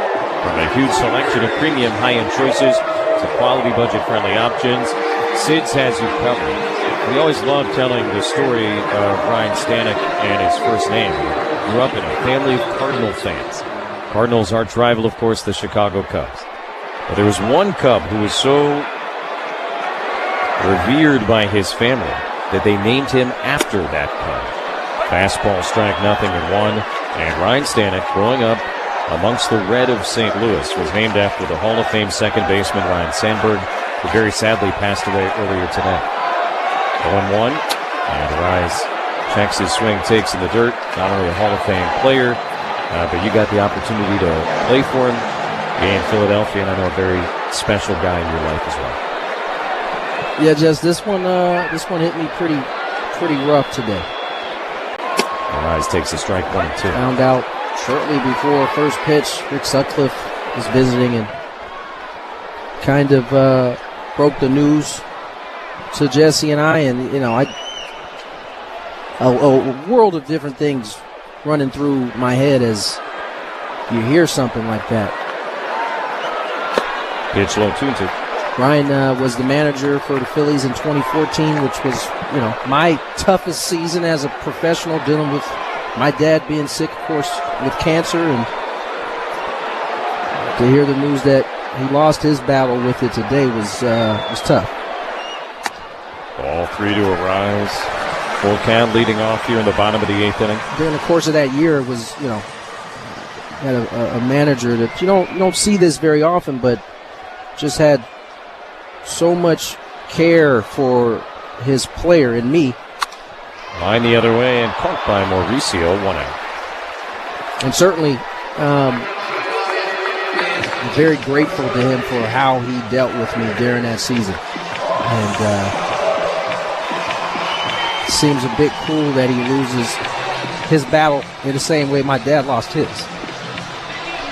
Hall of Fame player, sounds like a Hall of Fame person, and really one of those guys who's just kind of an icon of the game. Yeah. For generations of fans. Every bit the Hall of Fame dude that he was, the player. Ball high, 1-0. You know, the Cubs in the 80s had the national reach of WGN, and he was a star player and a fun player to watch. He could do everything on the baseball field. And really put him in a serious spotlight that he always responded to. Swing and a miss, 1-1 to Manny. I mean, he was their Tony Gwynn for Chicago, you know? That's exactly right. Pitch is on the inside edge, and out 1-2. So I can imagine how folks in Chicago are feeling who, you know, grew up watching him and enjoyed every moment of him being a Cub. Manny swings and misses, strike 3. 2 down in the bottom of the 8th. Remember to stay tuned for the Hamul Casino Resort postgame show with Sam immediately following the game.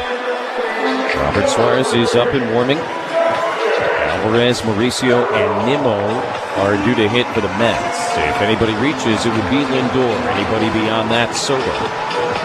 Anybody beyond that, Alonso. Here's Jackson Merrill, 2 outs, nobody on. And a swing and a miss, strike 1.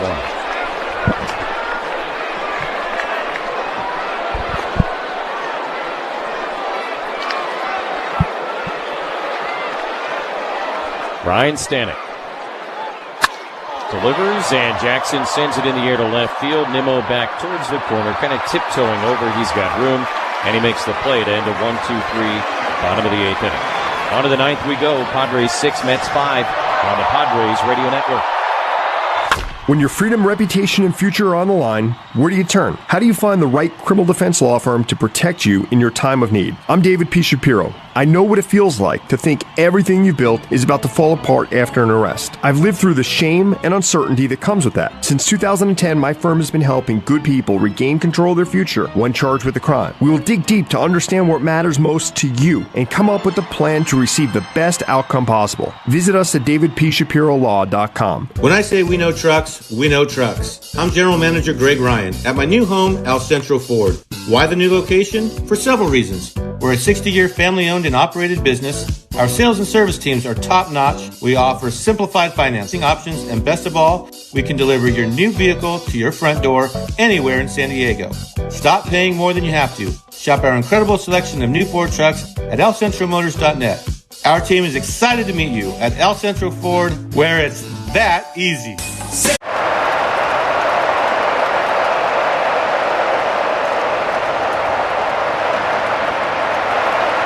Huge selection of premium high-end flooring choices, along with quality budget-friendly options too. Visit Sid's or sidscarpet.com. If you could hear Old Spice Fiji Antiperspirant, what would it sound like? First, you'd start with Fiji Antiperspirant's amazing scent of palm trees. Add pure notes of fresh coconut and layer on 24/7 odor and sweat protection. You won't hear any dyes or parabens because with Fiji, you won't have any. So while your regular antiperspirant sounds like this, Old Spice Fiji sounds like this. Sounds like it smells amazing.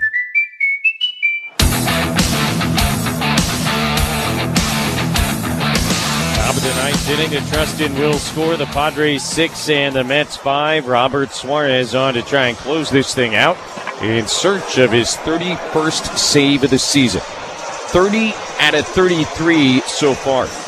More saves than anybody in baseball. Carlos Estevez with Kansas City has 27, as does Josh Hader. And those guys are the ones looking up at Suarez in Major League Baseball. Francisco Alvarez will lead off. Ronnie Mauricio scheduled to bat next. And then top of the order, Brandon Nimmo. None of those three guys have ever faced Suarez in their careers. Robert working with the minimum 1-run lead here in the 9th inning. First pitch on the way, and Alvarez a big swing at a fastball, and he hits it foul behind home plate, strike one. Alvarez tonight 0 for 1. He walked each of his first 2 times up against Dylan Cease, who walked 5 guys. And he struck out in the 6th inning against Morejon, who was just brilliant again here tonight. When Dylan left this game, the Padres trailed 5-1. Not only did they come back and tie it, though, in the 5th inning, they went ahead. No balls and a strike. Here's the pitch. And Alvarez takes in the dirt outside, 1-1. I think we said a couple of times in the last few days, boy, this doesn't look like any game the Padres have played this year. I don't know that we can say that about this one, but it doesn't look like any game they've played at least since the first couple months of the season. Swing and a miss, 1-2. That's accurate. And we've seen it on back-to-back nights. Back-to-back days, I should say.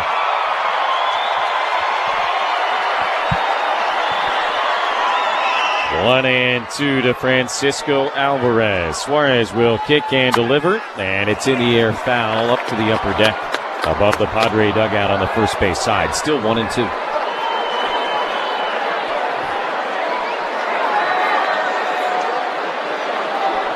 Alvarez been hot since his return from AAA, but hitless on the night. 1-2. Suarez delivers, and Alvarez takes just a little bit outside. 2-2. The zone has been very, very wide most of the night.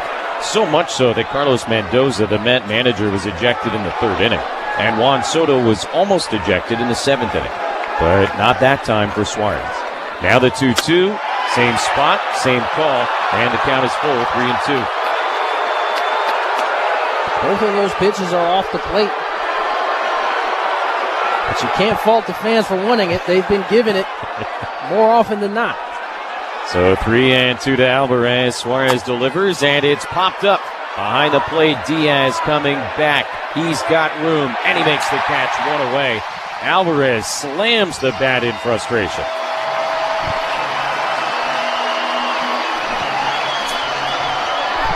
Snapped his bat in half as he walked back to the dugout.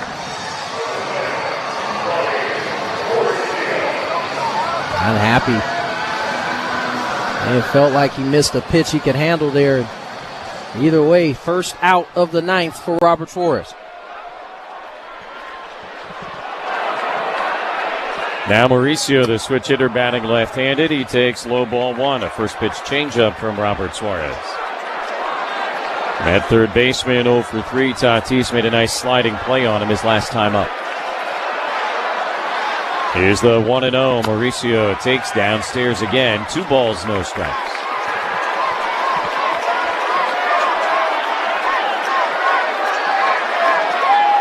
Padres with a 1-run lead, 1 out, and nobody on in the top of the 9th inning. Here's the 2-0. Mauricio swings and misses very late on a 99-mile-an-hour fastball, and the count is 2-1. No gas, no brakes there. 99, middle of the plate. Here it is. 2-1 count. Suarez comes set. Here's the pitch. Mauricio swings, sends it in the air to deep right center field. Fernando's back to watch this one. Gonna go. Game-tying homer for Ronnie Mauricio. Had one in the 7th inning last night in San Francisco, and now in the 9th inning tonight at Petco. It's 6-6. Tried to come back with the 99. This time, Mauricio ready for it. Exit stage right. This game's tied at 6. Solo shot from Ronnie Mauricio. 6th of the year. Ties this ball game at 6. 415 feet out to right center field. And now Nimmo will stand in against Suarez, who has blown a save for the 4th time this year. First pitch to him, and Nimmo sends one in the air to center field. Straight away, fairly deep but playable. Merrill's back, and about 5 feet in front of the warning track, he makes the catch, 2 down. And Francisco Lindor will stride to the plate. So, if the Padres are to win tonight, they will have to do so in walk-off fashion. Bogarts, Sheets, and Cronenworth coming up in the bottom of the 9th inning.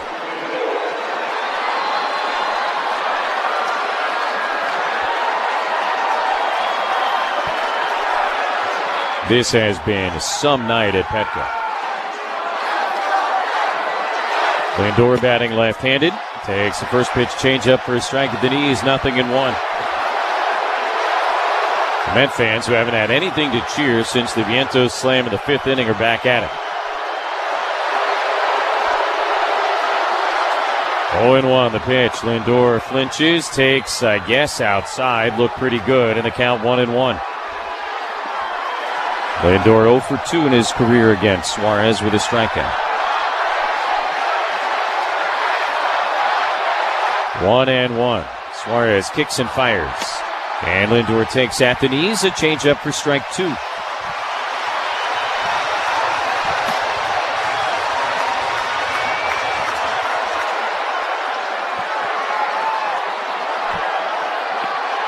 Switch hitter batting left-handed, waiting. Suarez is ready. Here's the pitch. Lindor swings and misses, strike 3. So Suarez comes back to get the final 2 outs after the Mauricio home run. But this game will continue. We go to the bottom of the 9th, tied at 6 on the Padres Radio Network.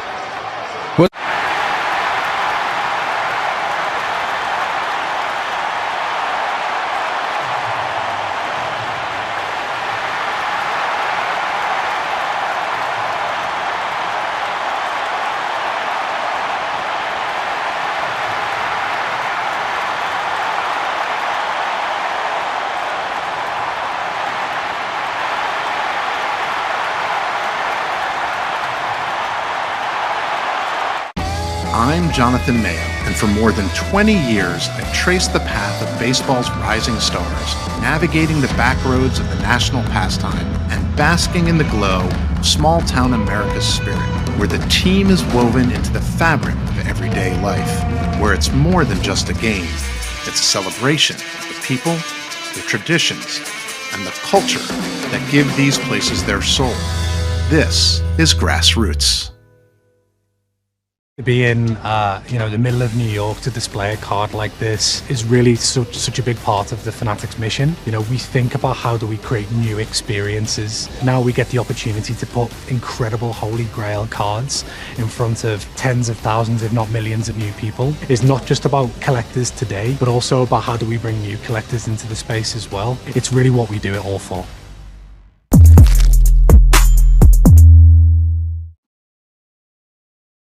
You get ready for summer with a $29 AC maintenance special. That's right, only $29. Visit ComfortBros.com to book an appointment. Comfort Bros Heating, Air, and Plumbing. Service that makes Mom proud. Padres come to bat in the bottom of the 9th inning, a 6-6 game. Robert Suarez unable to slam the door. Ronnie Mauricio with his 6th home run of the season to tie it up 6-6. Suarez did come back to get Nimmo and Lindor, which means Soto was left in the on-deck circle. And now the Padres will try and walk it off in the bottom of the 9th inning. Bogarts and Sheets and Cronenworth scheduled to bat. And the Mets turn to their newest arm, left-hander Gregory Soto. Just acquired over the weekend from Baltimore and made his Met debut in their game last night in San Francisco. He pitched well. The thing to know, perhaps primarily about Gregory Soto, is that at times for him, he has major issues with command and walks. And obviously pitching in a tied game, bottom of the 9th inning, that could be huge. Specifically in the last 2 games, the Padres have been much better at being stingy in terms of what they're going to attack. Left-hander delivers to Bogarts, and he misses down and in. 1 ball and no strikes. Soto last night in San Francisco making his Met debut, got 3 outs, did not walk anybody. Pitch here to Bogarts is a fastball strike 1-1, but it has been a real issue for him. Jose Iglesias has stepped out on deck to hit for Sheets. The 1-1 to Bogarts is lined and over the head of the second baseman Beatty into center field, a base hit. Leadoff knock for Xander Bogarts, and the Padres have the winning run aboard with nobody out here in the bottom of the 9th. Continues to be on a heater. 3rd knock of the night. This is a thing of beauty. Line drive, ball's down and away, stays on it beautifully. Thought it was going to get caught. Gets over the glove of Beatty, leadoff single for Bogey. So Iglesias will come out. He handles the bat extremely well. The former Met, who was such a key part of their success last season, gets in to face him for the first time since. Squares to bunt, and he gets it down. Soto fields it, going to go to second base. He threw it wide, and Lindor can't get the out. Would have had him, didn't get him. And the Padres have the winning run at second base with nobody away. In these type of ball games, it boils down to execution. Iglesias gets the sac bunt down. It's not a great one. And Soto had the opportunity to get the force at second. Throw is wide. Everybody's safe. First and second now for Jake Cronenworth. It was, frankly, the right decision by Soto. For sure. But a little bit rushed. And Lindor really tried to use every sinew in his body to keep his foot on the bag and realized it ain't going to happen. And very wisely came off the bag. And that prevented the ball from going into center field. So the Padres with first and second, emphasis on second, as Jake Cronenworth comes to bat. Tied at 6 in the bottom of the ninth inning. And this would be one of those golden opportunities. See if Jake is also going to sac bunt here and move the runners up second and third. Mets are almost guaranteeing it. They've got both corner infielders in on the grass. He squares, and he gets it down beautifully to the left of the mound. Fielded by the pitcher, Soto, and they get Bogarts at third. Wow. Aggressive play and a nice play by Soto trying to redeem himself, and one away. No try. He did. Got off the mound. Remember, this bunt has to be hard enough to get the third, and it just wasn't far enough down the line. Soto, who remembers left-handed, so he's falling towards the third base line, pounces off, able to get the lead runner at third. That'll bring up Bryce Johnson. So now Iglesias is at second. He is the winning run. Cronenworth at first, and one out. Bryce Johnson batting right-handed. They are not expecting a bunt, and he will take inside ball one. Here's Diaz on deck for the Pod.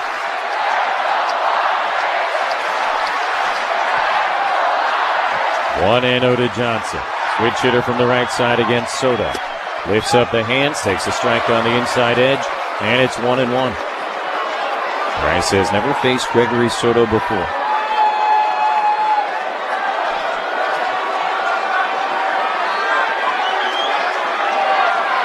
Runners take their leads at first and second. Here's the 1-1 pitch. Johnson swings and misses. Strike two. And just looking at it, second base, Beatty doing a really aggressive job trying to keep Iglesias as close to the bag as possible. But that does open up some space on the right side of the infield. Soto set and ready. And 1-2 to Johnson. Here's the pitch. And Bryce takes a little bit low and outside. 2 balls, 2 strikes. I mean, that little thing that Beatty's doing could be the difference of Iglesias being able to get off far enough to score on a single. Just trying to keep him a step or two closer. That could be the difference. 2-2 pitch. Johnson swings and just gets a piece. Fouls it off behind home plate.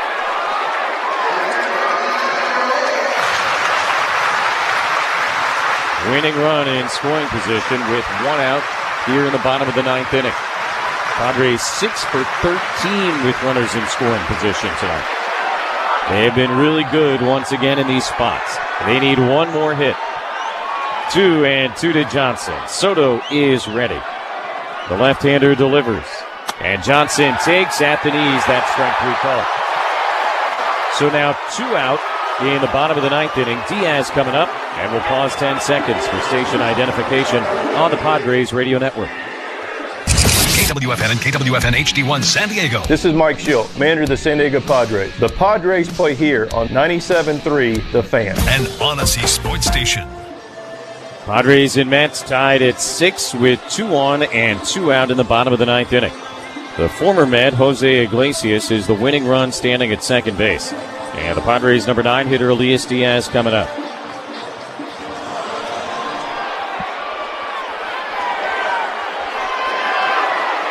Cronenworth at first, not relevant to the current moment.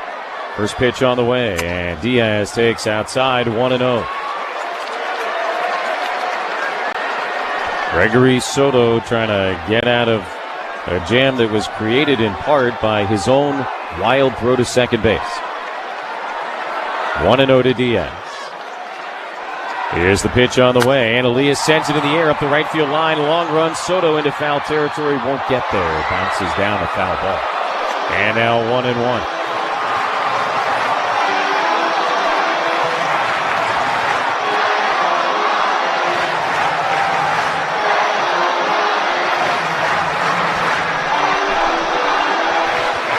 Inning began with a base hit by Xander Bogaerts, then the 2 bunts. They were able to force Xander at third base. So Iglesias the winning run at second. A ball and a strike to Diaz. Soto ready. And now the pitch on the way. Elias swings and misses 1-2. Sinker moving away from Diaz. Catches the outside corner. Diaz swings through it. Count moves to 1-2. Soto has been thrown into the fire right away with his new team. Trying to get this game to the 10th inning. Diaz trying to win it right here, right now. The 1-2 pitch is hit in the air, foul up the right field line.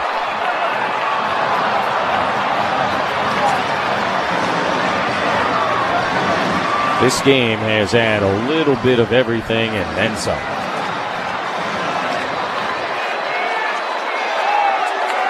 6-6 in the bottom of the 9th.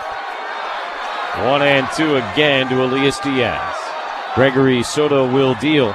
And Diaz lines it into left field. Here comes Nimmo, has to play it on a hop. Iglesias rounding third. Here's the throw to the plate. No shot. And the Padres walk it off. Elias Diaz took Dylan Cease off the hook in the 5th with an RBI single. And now he takes Suarez off the hook in the 9th as the Pods walk it off on a wild night against the Mets and win it 7-6. Just a great piece of 2-strike hitting by Elias Diaz, and he caps a great win for the Padres with a walk-off single. Couple of absolutely gigantic hits out of their number 9 hitter here tonight as the Padres come from behind, blow the lead, and walk it off in Game 1 against the Mets. Take a break, come back, give you some final thoughts and the totals on the Padres Radio Network. Thinking about home improvements? Genesis Home Improvements is San Diego's trusted painting, roofing, and window company. Whether it's energy-efficient windows, durable exterior paint, or total roof protection, we bring quality and experience to every home project. Let us help create a new beginning for your home. Licensed, bonded, and insured. With 100% financing available. Save 15% on your next home improvement project today. Visit GenesisHomeImprovementsSD.com. Genesis Home Improvements, a new beginning for your home. Ugh, bored of bland seltzers? Try Smile Spirits, the coolest drink ever. Real vodka cocktails with bold flavor. Crisp, clean, and smooth. Pure refreshment. Find Smile Spirits at Total Wine or SmileSpirits.com. Smile Spirits, making San Diego smile. Back to school is on the brain. That means new notebooks, pencils, new everything. And while the kids are getting ready to get book smart, it's time for you to save smart with Straight Talk Wireless. Switch now and get a free Moto G 2025 with 5G when you activate select plans. Now that's a smart call. Get Straight Talk covered by Verizon's 5G network. Available at straighttalk.com and Walmart. Offer valid through 10/19/25. Taxes and fees apply. Purchase of gold unlimited plan or higher required for offer. Must activate the plan in-store at Walmart. Cannot be combined with other offers.